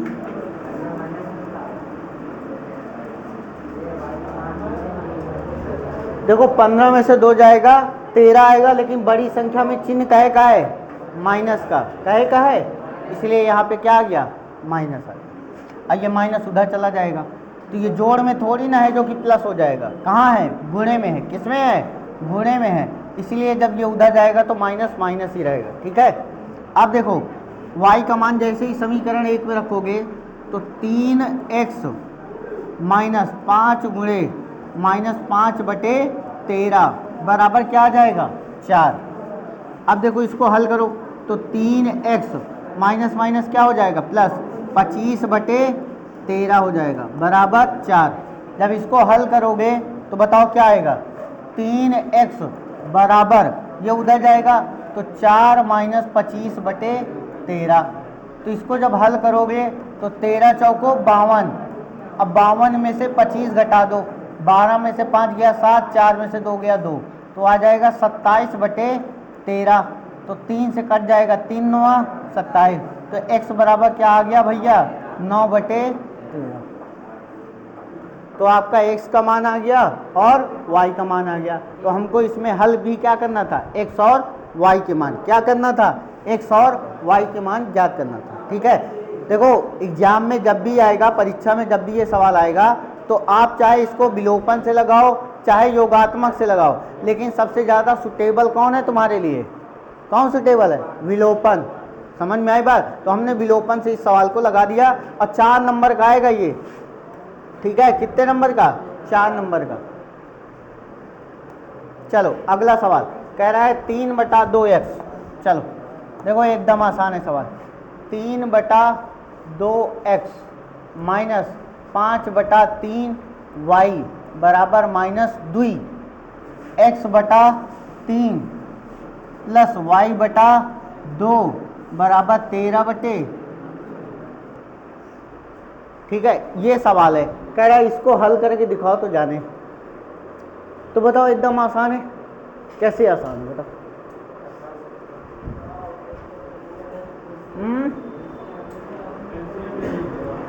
क्या कर लें, एलसीएम लेके हल कर लें, है ना, तो आसान से हल हो जाएगा। ठीक है, तो इधर एलसीएम ले लो तो 6 आ जाएगा, क्या आ जाएगा 6, 2 से भाग लगाएंगे 3 आ जाएगा, यहाँ 9x आ जाएगा, 3 से भाग लगाएंगे 2 बार जाएगा, 2 का 5 में गुणा करेंगे 10y हो जाएगा बराबर -2, इसका यहाँ गुणा हो जाएगा तो 9x माइनस 10y बराबर क्या हो जाएगा, -12। समीकरण क्या बन गया भैया, 1। क्या बन गया, 1। इसी तरह यहाँ पे 6 एलसीएम ले लो तो 3 दूना 6, यहाँ आ जाएगा 2x 2 से भाग लगाएंगे 3 आएगा, 3 का y में गुणा कराएंगे 3y हो जाएगा बराबर 13/6।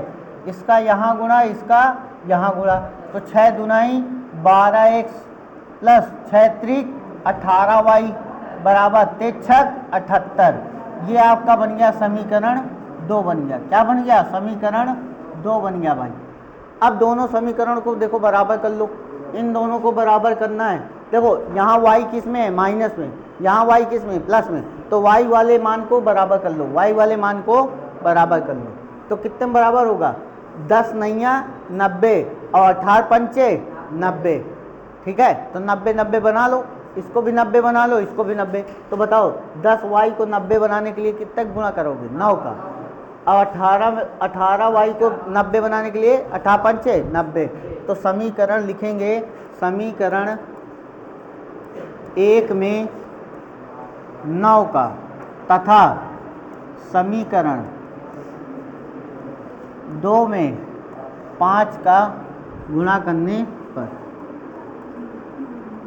तो जैसे ही गुणा करेंगे भाई बताओ, 9 का गुणा कराओ, 9 9 81x माइनस 90y 12 नहीं आ 108, 12 नहीं आ 108। ये बन गया समीकरण। ठीक है, इसी तरह यहाँ पे जरा 12 कितने का? 5 का गुणा करा दो, तो 12 पंचे 60x प्लस 18 पंचे 90y अब बराबर 5 का 5 8 40 और 5 7 35 4 39। ये बन गया समीकरण 4। अब समीकरण 3 तथा 4 को जोड़ने पर, समीकरण 3 प्लस समीकरण 4, समीकरण 3 तथा 4 को जोड़ने पर, तो भैया जोड़ डालो। तो जोड़ेंगे, देखो क्या निकलेगा जोड़ने पर? 81x माइनस 90y बराबर 108।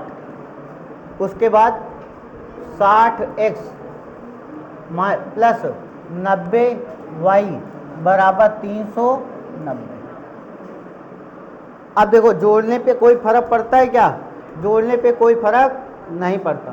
तो बताओ, ये सेम चीज़ प्लस माइनस में कट गई और इन दोनों को घटा डालेंगे। तो जैसे ही घटाएंगे तो क्या मिलेगा? बताओ, जैसे ही घटाएंगे तो क्या मिलेगा?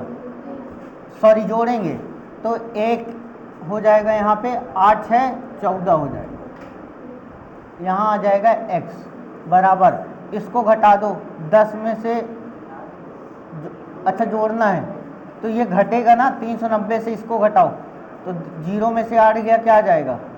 2। अरे 10 में से 8 जाएगा, कितना आएगा? 2। और यहाँ बचेगा 8, 8 में से 0 गया 8, और यहाँ बचेगा कितना? 2, और 2 में से 1 गया 1, 182। क्या आ गया? 182। तो 141 दुनाई क्या हो जाएगा? तो x की वैल्यू क्या आ गई? नहीं नहीं नहीं, 282 होगा। अच्छा, यहाँ पे 3 में से 1 जाएगा, 2 आ जाएगा। ठीक है, अब कट जाएगा, तो x की वैल्यू क्या आ गई? 2। अब x का मान समीकरण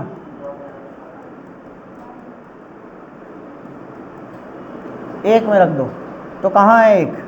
9 गुणे 2 माइनस 10y बराबर माइनस का 12, 18 हो जाएगा, उधर चला जाएगा, माइनस का 10y माइनस का 12 माइनस का 18, तो क्या आ जाएगा?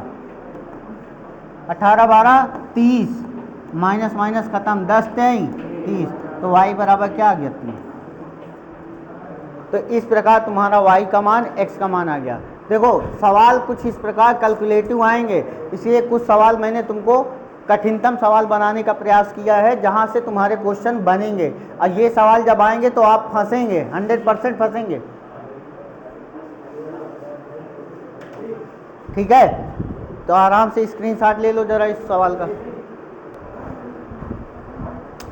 देखो अगला सवाल,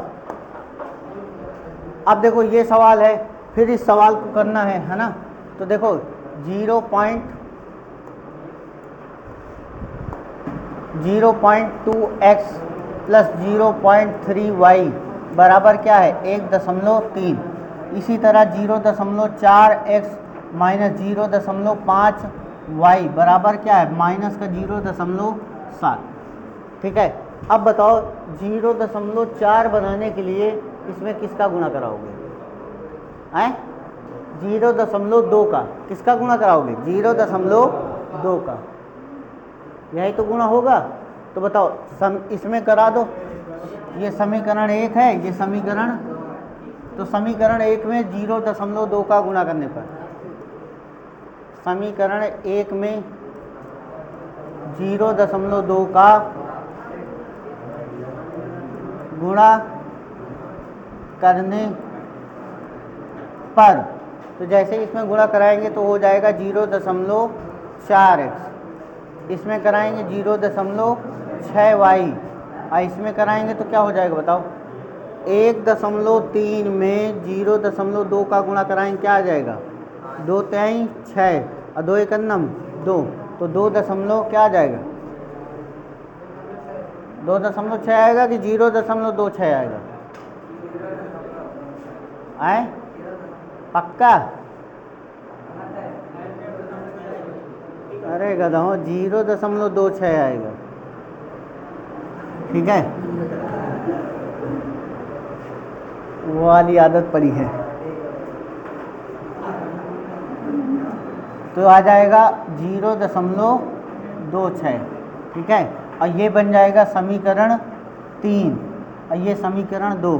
तो अब हम लिखेंगे समीकरण 2 से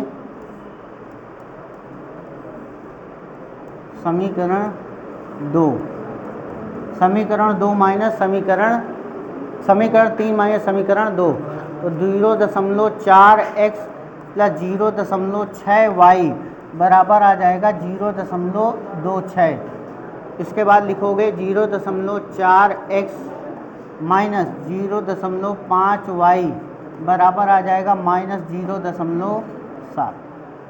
अब देखो जब घटाओगे तो चिन्ह आपस में बदल जाएंगे, चिन्ह बदलेंगे, यहाँ माइनस, यहाँ क्या आ जाएगा प्लस, और यहाँ क्या आ जाएगा प्लस।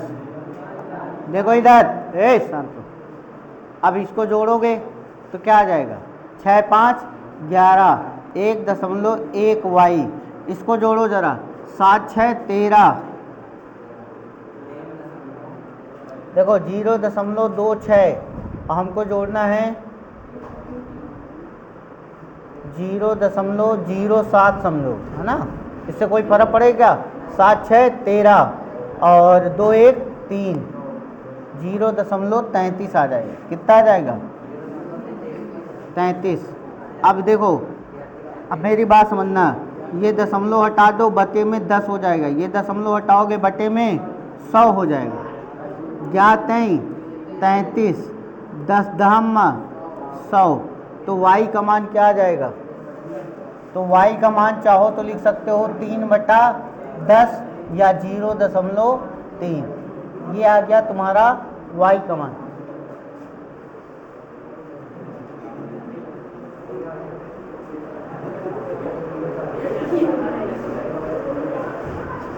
अब y का मान समीकरण, y का मान कहाँ रख दोगे? समीकरण 1 में। कहाँ रखोगे? समीकरण 1 में रखोगे। तो समीकरण 1 कहाँ है जरा? 0.2x प्लस 0.3 गुणे 0.3 बराबर 1.3। तो जब इसको हल करोगे 0.2x प्लस ये हल हो जाएगा 0.9, क्या आ जाएगा? 0.9 आएगा। पक्का यही आएगा? 0.09 आएगा। देखो जब एक अंक पे गुणा होता है तो वो गुणे का चिन्ह आगे बढ़ जाता है। जैसे इसमें एक अंक 1 पे दशमलव लगा है तो 2 अंक बाद दशमलव शिफ्ट हो जाएगा। समझ में आई बात? तो दशमलव जरूर काउंट होता है। तो यहाँ पे हो जाएगा 0.9 बराबर हो जाएगा 1.3। इसको उधर फेंको उठा के, 2x बराबर हो जाएगा आए 1.3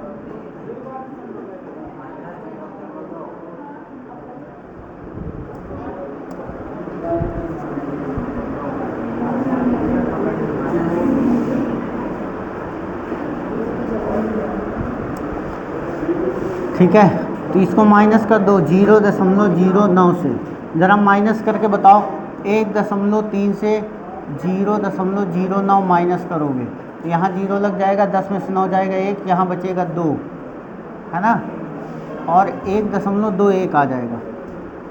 तो क्या आ जाएगा 0.21 बराबर 1.21, यहाँ दशमलव हटाओगे तो 10 आ जाएगा, यहाँ दशमलव हटाओगे तो 100 आ जाएगा, 10 दाम में 100 हो जाएगा, और इसको काटोगे तो कटेगा क्या?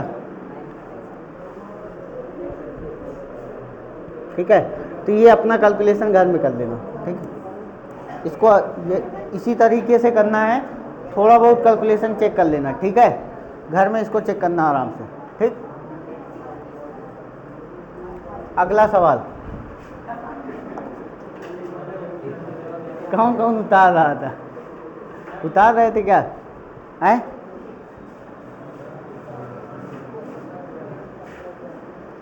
चलो अब देखो ये वाला,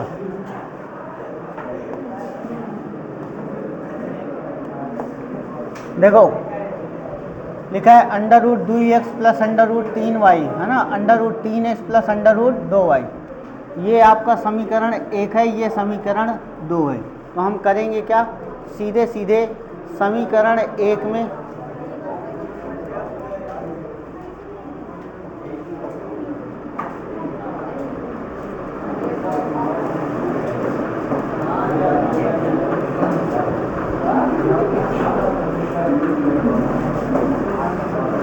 कहे पागलान पड़े हो तुम लोग।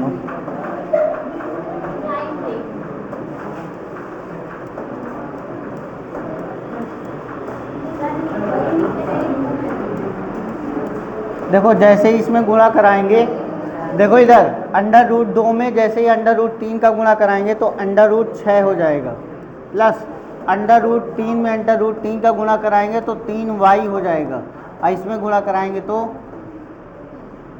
सेम इसी तरीके से समीकरण 2 में √2 का गुणा कराएंगे √6 आ जाएगा, और इसमें जब गुणा कराएंगे तो क्या हो जाएगा √16, क्या आ जाएगा 16, y बराबर 0। तो इसको चाहे तो ये देखो 3 बन गया, और इसको और हल करो तो √6 माइनस ये हो जाएगा 4y बराबर 0, ये बन गया समीकरण 4।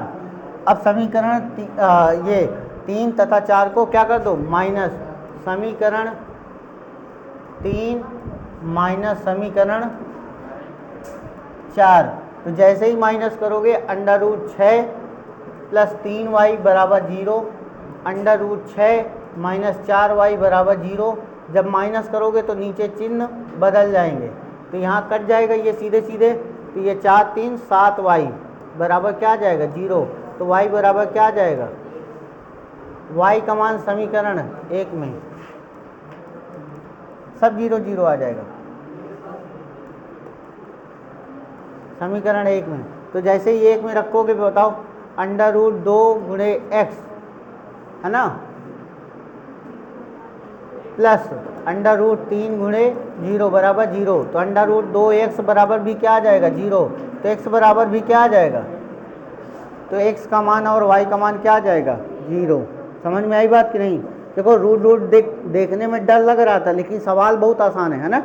तो ये सवाल आएगा, जहाँ तक मेरी उम्मीद है ये सवाल एकदम 100% आएगा। ठीक है,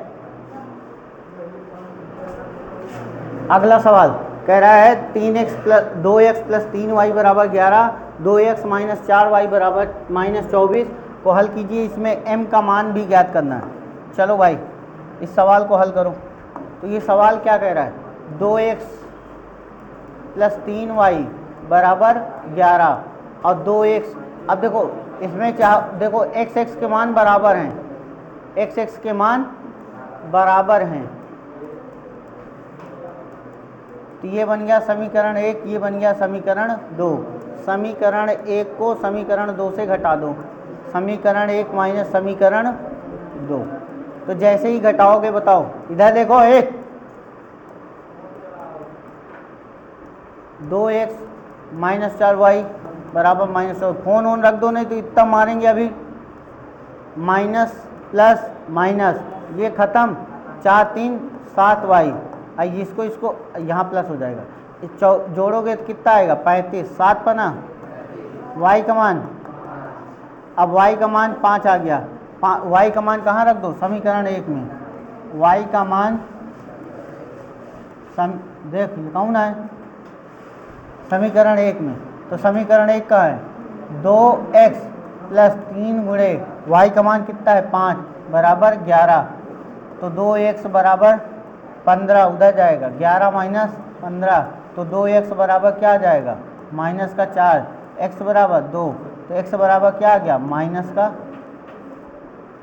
अब जरा m का मान निकाल लो, तो समीकरण लिखा है y बराबर mx प्लस 3, तो y का मान कितना है 5, m गुणे x का मान माइनस 2 प्लस 3, इसको इधर लाओ तो 5 माइनस 3 बराबर माइनस का 2m, तो क्या आ जाएगा 2 बराबर माइनस 2, तो इधर आएगा माइनस 2 बटा 2 बराबर m, तो क्या आ जाएगा m बराबर माइनस का,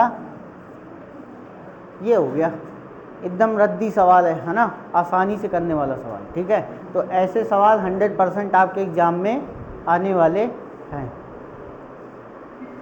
सब बेहोश हो लागी।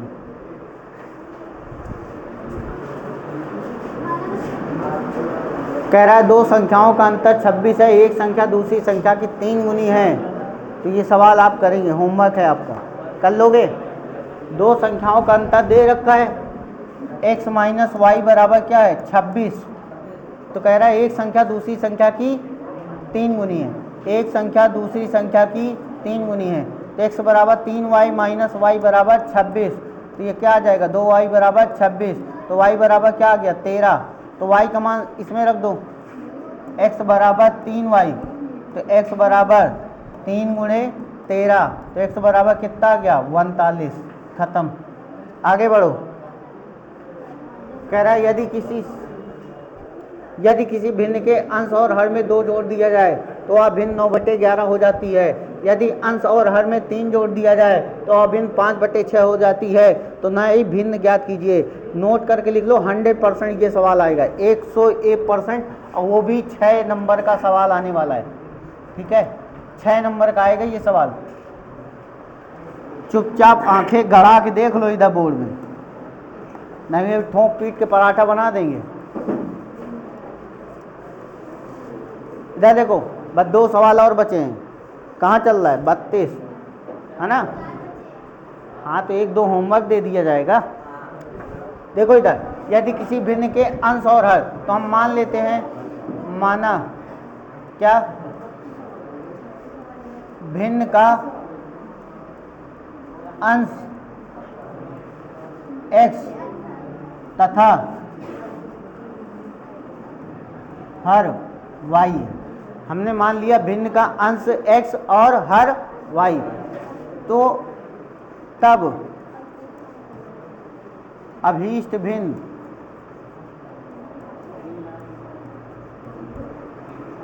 क्या हो जाएगा x बटा y। अब हम यहाँ लिखेंगे प्रश्न,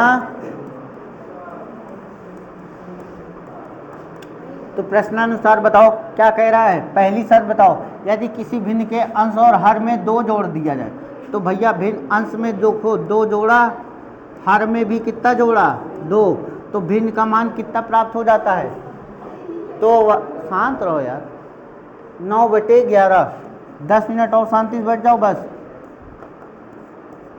तो 11 के इसमें गुणा कराओ, 11x 11 दूनी 22, इधर गुणा कराओ 9y प्लस 9 दूनी 18, 11x इसको इधर लाओ, माइनस का 9y इसको उधर भेजो, 18 में से 22 जाएगा तो माइनस का 4, ये बन गया आपका समीकरण 1। क्या बन गया समीकरण 1। इसी तरह देखो इधर, जब हम इसी तरह दूसरा वाला प्रश्न अनुसार, तो द्वितीय शर्त अनुसार,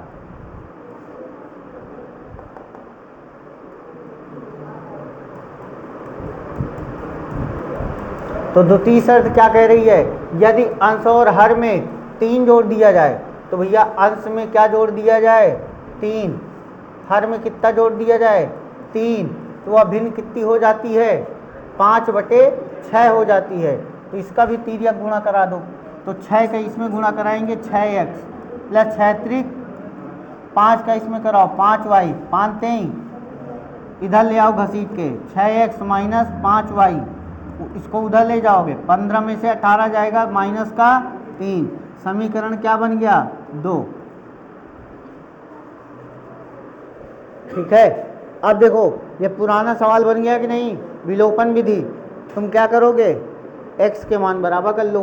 तो इसमें कराओगे समीकरण 1 में 6 का गुणा, समीकरण 1 में लिखोगे समीकरण 1 में 6 का गुणा तथा समीकरण 2 में कितने का गुणा बताओ 11 का। समीकरण 2 में कितने गुणा 11 का। तो जरा करा दो गुणा। 1 में कराओगे 66x माइनस 9 छक 54 y बराबर 6 चौको। इसमें कराओ जरा 66x माइनस 11 पचे 55 y बराबर ज्ञात नहीं। अब दोनों को क्या कर दो घटा दो, दोनों को क्या कर दो घटा दो। तो ये बन गया समीकरण 3 और ये बन गया समीकरण 4। अब समीकरण 3 4 को क्या कर दो घटा दो। क्या कर दोगे घटा दोगे। जैसे ये इधर घटाओगे यहाँ पे, ये देखो घटाओ ना, उसी तरीके से सेम इसको घटा दोगे। तो जैसे ही घटाओगे तो ये दोनों कट जाएंगे, ये दोनों कट जाएंगे और ये दोनों क्या हो जाएंगे जुड़ जाएंगे, क्योंकि यहाँ पे आ जाएगा है ना ये प्लस में। तो यहाँ पे आ जाएगा y, यहाँ से जोड़ोगे तो ये भी घट जाएगा। ठीक है, तो आराम से हल हो जाएगा। कि हम कर दें कर दें कर दें कर लोगे पक्का कर यार। फिर आप देखो ये ब्रेकअप कहाँ से हो गया। अरे दादा रे, ये हमको लग रहा है हमारे टाइपिस्ट का इस समय ब्रेकअप चल रहा है भाई। ये लो ब्रेकअप हो गया, 5 वर्ष पहले ही ब्रेकअप हो गया। 5 वर्ष बाद ब्रेकअप की आयु है ना, जैकब होगा, जैकब हैं। अरे राम राम राम, क्या बताएं, बड़ा ब्रेकअप हो रहा है। हाँ भैया,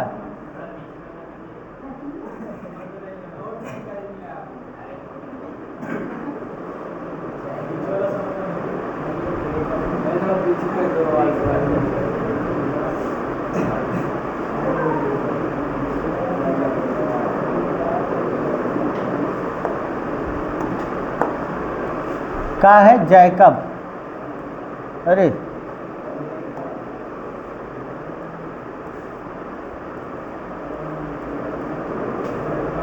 जैकब की आयु उसके पुत्र की आयु की 3 गुनी से 5 वर्ष बाद, जब जैकब वाला है ना। हाँ, पीछे वाले सवाल में क्या कह रहे हो तुम, क्या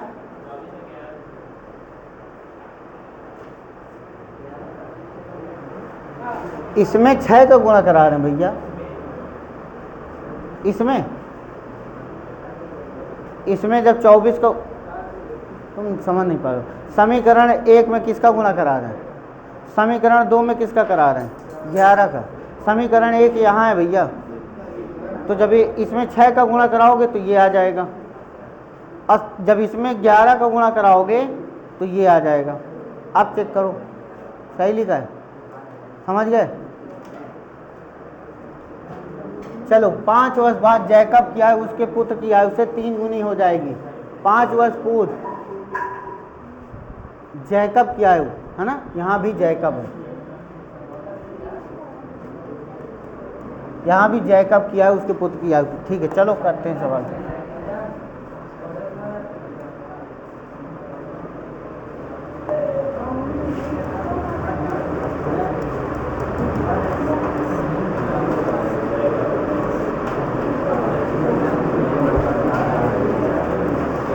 माना जैकब की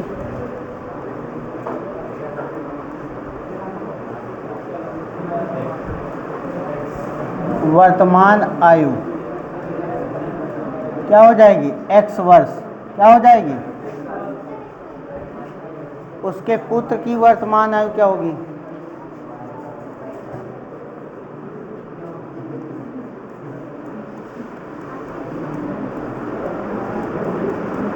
पुत्र की वर्तमान आयु क्या हो जाएगी? तो कह रहा है 5 वर्ष बाद, 5 वर्ष। अब बताओ 5 वर्ष बाद जैकब कितने साल का हो जाएगा?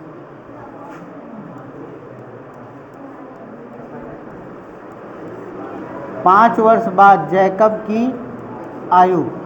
अब बताओ पहले जैकब 1 साल का था, अब 5 वर्ष बाद, 5 साल बाद तो उम्र ज़्यादा हो जाएगी ना, तो x + 5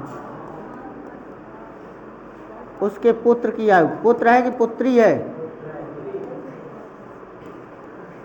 पुत्र है। पुत्र की आयु भी क्या हो जाएगी? y + लेकिन प्रश्नानुसार क्या कह रहा है? 5 वर्ष बाद जैकब की आयु अपने पुत्र की आयु से 3 गुना हो जाएगा। कितना गुना? तो जो जैकब है यानी x + 5 अपने पुत्र की आयु का कितना गुना हो जाएगा? 3 गुना हो जाएगा, यानी 3 का गुना हो जाएगा। तो x + 5 बराबर क्या हो जाएगा? 3y + 15। इसको y को इधर ले आओ, x - 3y, इसको उधर ले जाओगे तो 10 हो जाएगा। समीकरण 1। अब आ जाओ द्वितीय शर्त अनुसार। कब आ जाओ? 5 वर्ष पूर्व। कहाँ आ जाओ? 5 वर्ष पूर्व। 5 वर्ष पूर्व जैकब की आयु। तो 5 वर्ष पूर्व जैकब के वर्तमान में x है, तो 5 साल पहले वो 5 साल छोटा रहा होगा। जैसे आज हम 20 साल के हैं, तो 5 साल पहले कितने के रहे होंगे? 15 के। तो यानी ये x - 5 हो जाएगा। फिर हम लिखेंगे पुत्र की आयु। तो पुत्र की आयु क्या हो जाएगी बताओ? y - 5। लेकिन प्रश्नानुसार क्या कह रहा है? कह रहा है उसके पुत्र की आयु की 7 गुनी थी। यानी जो जैकब हुआ था x - 5 अपने पुत्र की आयु का 7 गुना था। तो हल कर लो, x - 5 बराबर 7y - 35। इसको इधर ले आओ, x - 7y बराबर, उधर जाएगा तो प्लस का माइनस का 30। समीकरण 2। अब देखो x दोनों में बराबर हैं, तो समीकरण 1 और 2 को जोड़ दो, घटा दो। समीकरण 1 - समीकरण 2 कर दो। तो जैसे ही समीकरण 1 - समीकरण 2 करोगे, समीकरण 1 क्या लिखा है? x - 3y बराबर 10। और यहाँ पे क्या लिखा है? x - 7y बराबर -30। दोनों को घटा दो, ये कट गया। अब ये देखो 7 में से 3 जाएगा,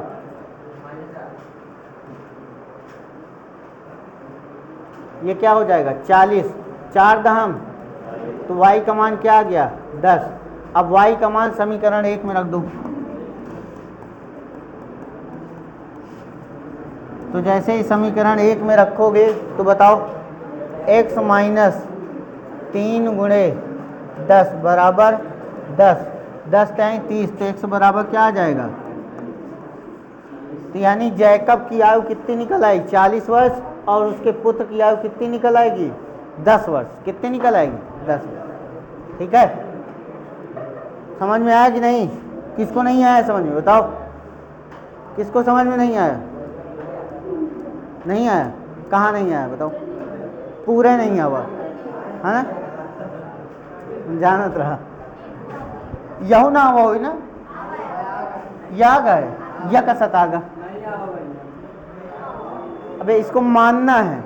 मान लो जैकब की वर्तमान आयु x वर्ष है, उसके पुत्र की आयु y वर्ष है। 5 वर्ष बाद, आज से 5 साल पहले तुम्हारी उम्र कितनी रहेगी? 5 साल बाद। 5 साल बाद, आज अगर 10 साल का हो तो 5 साल बाद कितने के हो जाओगे? 15। कितने के हो जाओगे? 15। तो जैकब की आयु x थी, तो उसमें 5 साल जुड़ गया। पुत्र की आयु y थी, तो उसमें 5 साल जुड़ गया। लेकिन कह रहा है जैकब की आयु उसके पुत्र की आयु की कितने गुना है? 3 गुना है। तो 3 का गुणा करा दिया। अब 3 का अंदर गुणा करा दिया तो ये समीकरण बन गया। इसको इधर ले आए और इसको उधर ले गए। तो 15 में से 5 माइनस हो गया, 10 आ गया। ये बन गया समीकरण 1। अब 5 वर्ष पूर्व का मतलब 5 साल घट जाएगा, तो x साल का है तो 5 साल घटेगा तो क्या आ जाएगा, x माइनस 5। अब पुत्र क्या हो जाएगा, y माइनस 5। तो इसको इधर कह रहा है 7 गुना है, अपने पुत्र की आयु का कितना है, 7 गुना। तो 7 का गुणा करा दिए, हल कर लिए तो ये आ गया। अब दोनों समीकरण को हम घटा दिए, समीकरण 1 समीकरण 2 को घटा दिए। तो जैसे ही घटाएं तो ये आ गया, इसको ये दोनों कट जाएंगे आपस में। अब ये आ जाएगा 4y और 10 30 जोड़ोगे तो कितना आएगा, 40। 4 से ये कट जाएगा 10 बार में, y का मान समीकरण 1 में रखेंगे, ये आ जाएगा। ठीक है, चलो अगला सवाल। दो व्यक्तियों की आय का अनुपात 1 करोड़% ये एग्जाम में आएगा, छमाही में 100% लिख लो इसको, ना आए तो बताना। 6 नंबर का आएगा ये। अब बताओ कराऊं कि छोड़ दूं,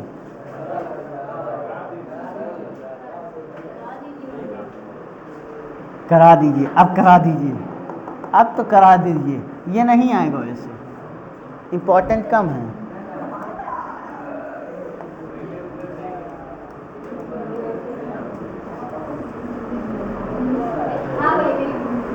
देखो आसान है, थोड़ा सा समझा दे रहे हैं, बाकी कर लेना तुम। समीकरण कह रहा है 2 व्यक्तियों के आय का अनुपात, आय का अनुपात दे रखा है, तो आय का अनुपात हम मान लेते हैं पहले वाला 9x कमाता है, ठीक है, और कह रहा है उड़ाता कितना है, खर्चा कितना है, 4:3।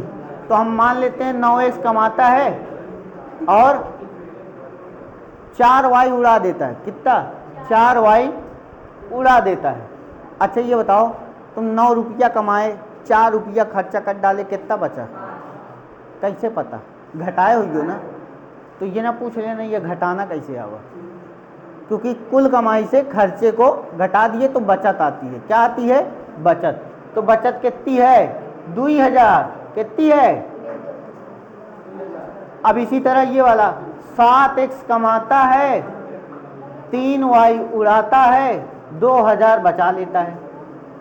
अब बताओ, ये बन गया आपका समीकरण 1। समीकरण 2, x के मान बराबर कर लेना भैया और दोनों को काट लेना, x y का मान आ जाएगा, बस बात खत्म है ना। कि क्या आ जाएगा, x y का मान आ जाएगा। ठीक है, ओके सर।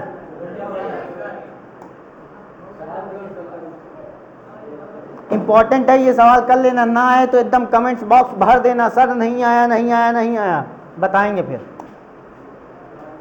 2 अंकों की एक संख्या, अभी इसको व्हाट्सएप में डाल, लिखोगे क्या, लिखो, अच्छा लिखो लिखो लिखो भाई, लिखो लिखो लिखो। देखो भाई ये सवाल कर लेना, ठीक है। चलो अगला सवाल क्या कह रहा है, 2 अंकों की एक संख्या को अंकों पर लौटने पर बनी संख्याओं का योग 66 है। यदि संख्या के अंकों का अंतर 2 है तो संख्या ज्ञात कीजिए और ऐसी संख्या कितनी है। बताओ ये सवाल, बताओ बताएं कि ना बताएं, इंपॉर्टेंट है। देखो 2 अंकों की संख्या, उसके अंकों को पलटने पर बनी संख्या का योग 66 है ना। तो पहले हम मान लेते हैं भैया, क्या मान लेते हैं, 2 अंकों की संख्या मान लेते हैं। क्या मान लेते हैं, माना, क्या माना, 2 अंकों की संख्या। क्या माना, 2 अंकों की संख्या। अब 2 अंकों की संख्या हमने मान लिया 10x + y। क्या मान लिया, 10x + y, यानी इकाई का अंक y है और दहाई का अंक x है। ठीक है, तो कह रहा उसके अंकों पर पलटने पर, तो भैया इसके अंक को पलट दो।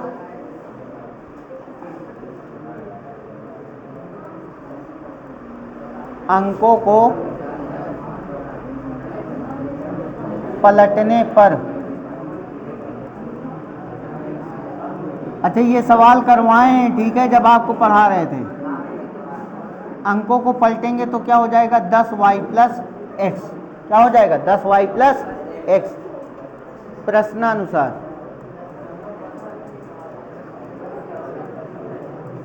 देखो इधर, 5 मिनट रुक जाओ भाई, बस हो गया। प्रश्नानुसार क्या कह रहा है, दोनों अंकों को जोड़ दें, यानी 10x + y और 10y + x का योग कितना है, 66। दोनों का योग कितना है 66। तो 10x प्लस 1x मिलके क्या हो जाएगा 1y, 10y मिलके बराबर 11 कॉमन ले लिए तो क्या बचा है 11 छक्का। तो बताओ x प्लस वाई बराबर समीकरण आसान है। उसके बाद देखो यदि संख्या के अंकों का अंतर, तो अंक क्या होते हैं, तो इकाई का अंक क्या है x और दहाई का अंक क्या है y। तो प्रश्नानुसार अब बताओ, प्रश्नानुसार कह रहा है संख्या के अंकों का अंतर कितना है 2। तो अंक क्या कहलाते हैं, इकाई का अंक x, दहाई का अंक y। ठीक है, तो यहाँ पे लिख दिए x माइनस वाई बराबर 2। ये बन गया समीकरण, क्या बन गया 2 बन गया। समीकरण क्या बन गया 2 बन गया। अब समीकरण 1 2 को जोड़ने पर समीकरण 1 प्लस समीकरण 2, तो देखो x प्लस वाई बराबर 6, x माइनस वाई बराबर 2। अब देखो y y कैंसिल हो गया, तो 2x बराबर क्या हो गए 8, 2 चौको 8। तो x बराबर, शांत रहो, ये सिसिया रहो ना, कसम से पटक देंगे उठा के अभी। तो x का मान समीकरण 2 में रख दो, x का मान समीकरण 2 में। तो जैसे ही समीकरण 2 में रखोगे बताओ 4 माइनस वाई बराबर 2, ये उधर जाएगा माइनस वाई बराबर 2 माइनस 4, तो माइनस वाई बराबर क्या आ जाएगा -2, वाई वाई कैंसिल, तो वाई बराबर क्या आ जाएगा। तो हम लिखेंगे, क्या लिखेंगे, क्या लिखेंगे बताओ,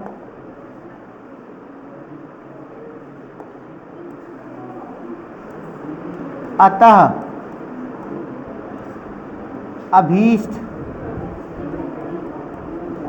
संख्या क्या हो जाएगी बताओ 10x plus Y, 10x plus Y यानी 10 गुणे x का मान कितना आया है 4, y का मान कितना है 2, तो 10 4 40, 2 42। अब देखो ये आ गया, अब इसी को पलट दोगे तो कितना आ जाएगा 24, कितना आ जाएगा 24, और 24 42 जोड़ोगे तो कितना आएगा 66, कितना आएगा 66। तो यही तुम्हारा आंसर हो जाएगा, यही क्या हो जाएगा।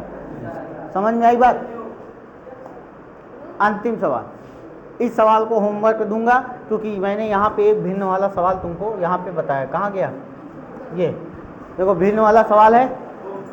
ठीक है, सेम तरीके से ये अंतिम सवाल, समीकरण बनाए दे रहे हैं स्पीड से। देखो यदि अंश में 1 जोड़ दें और हर में 1 घटा दें तो भिन्न क्या हो जाती है 1 में बदल जाती है। लिख लो, तो x प्लस 1 बराबर y माइनस 1, तो x माइनस वाई बराबर क्या हो जाएगा माइनस का 2। 30 शर्त अनुसार कह रहा है, क्या कह रहा है, यदि हर में यानी अंश में कुछ नहीं करना, हर में 1 जोड़ दें तो भिन्न क्या हो जाती है 1/2, तो 2x बराबर y प्लस 1, तो 2x माइनस वाई बराबर 1, ये एक बन गया।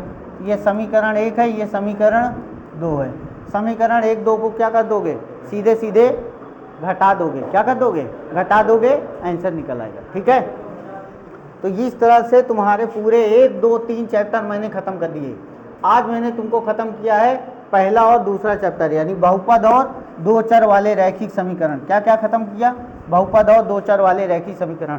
पहला चैप्टर इसके पहले वाले वीडियो मैंने डाला है, तो आप लोग वहां से जाके कवर कर लीजिएगा। ठीक है, अब हम अगली मैराथन जो क्लास लाएंगे उसमें हम कवर करेंगे आपका चौथा चैप्टर और 5वां चैप्टर। तो 2 चैप्टर एक साथ फिर से आपको कवर कर देंगे और एक क्लास लाके आपको 6वां चैप्टर और 7वां चैप्टर कवर कर देंगे। आपका 6माही सिलेबस हो जाता है कंप्लीट। ठीक है, और उसके बाद एक अंतिम पेपर जो अहम भूमिका निभाएगा आपके किसमें 6माही पेपर में, तो वो अंतिम वायरल पेपर लेके आएंगे जिसमें आप वो पेपर करके जाना, आपको सारे क्वेश्चन वहीं से मिल जाएंगे। ठीक है, तो आई होप आपको खूब मज़ा आया होगा। ठीक है, तो अगर यदि आपको वीडियो अच्छा लगा हो, पसंद आया हो, तो अपने दोस्तों के साथ शेयर जरूर करना और चैनल को प्लीज़ लाइक शेयर सब्सक्राइब कर देना। मिलते हैं आपसे नेक्स्ट वीडियो में, तब तक ले जय हिंद।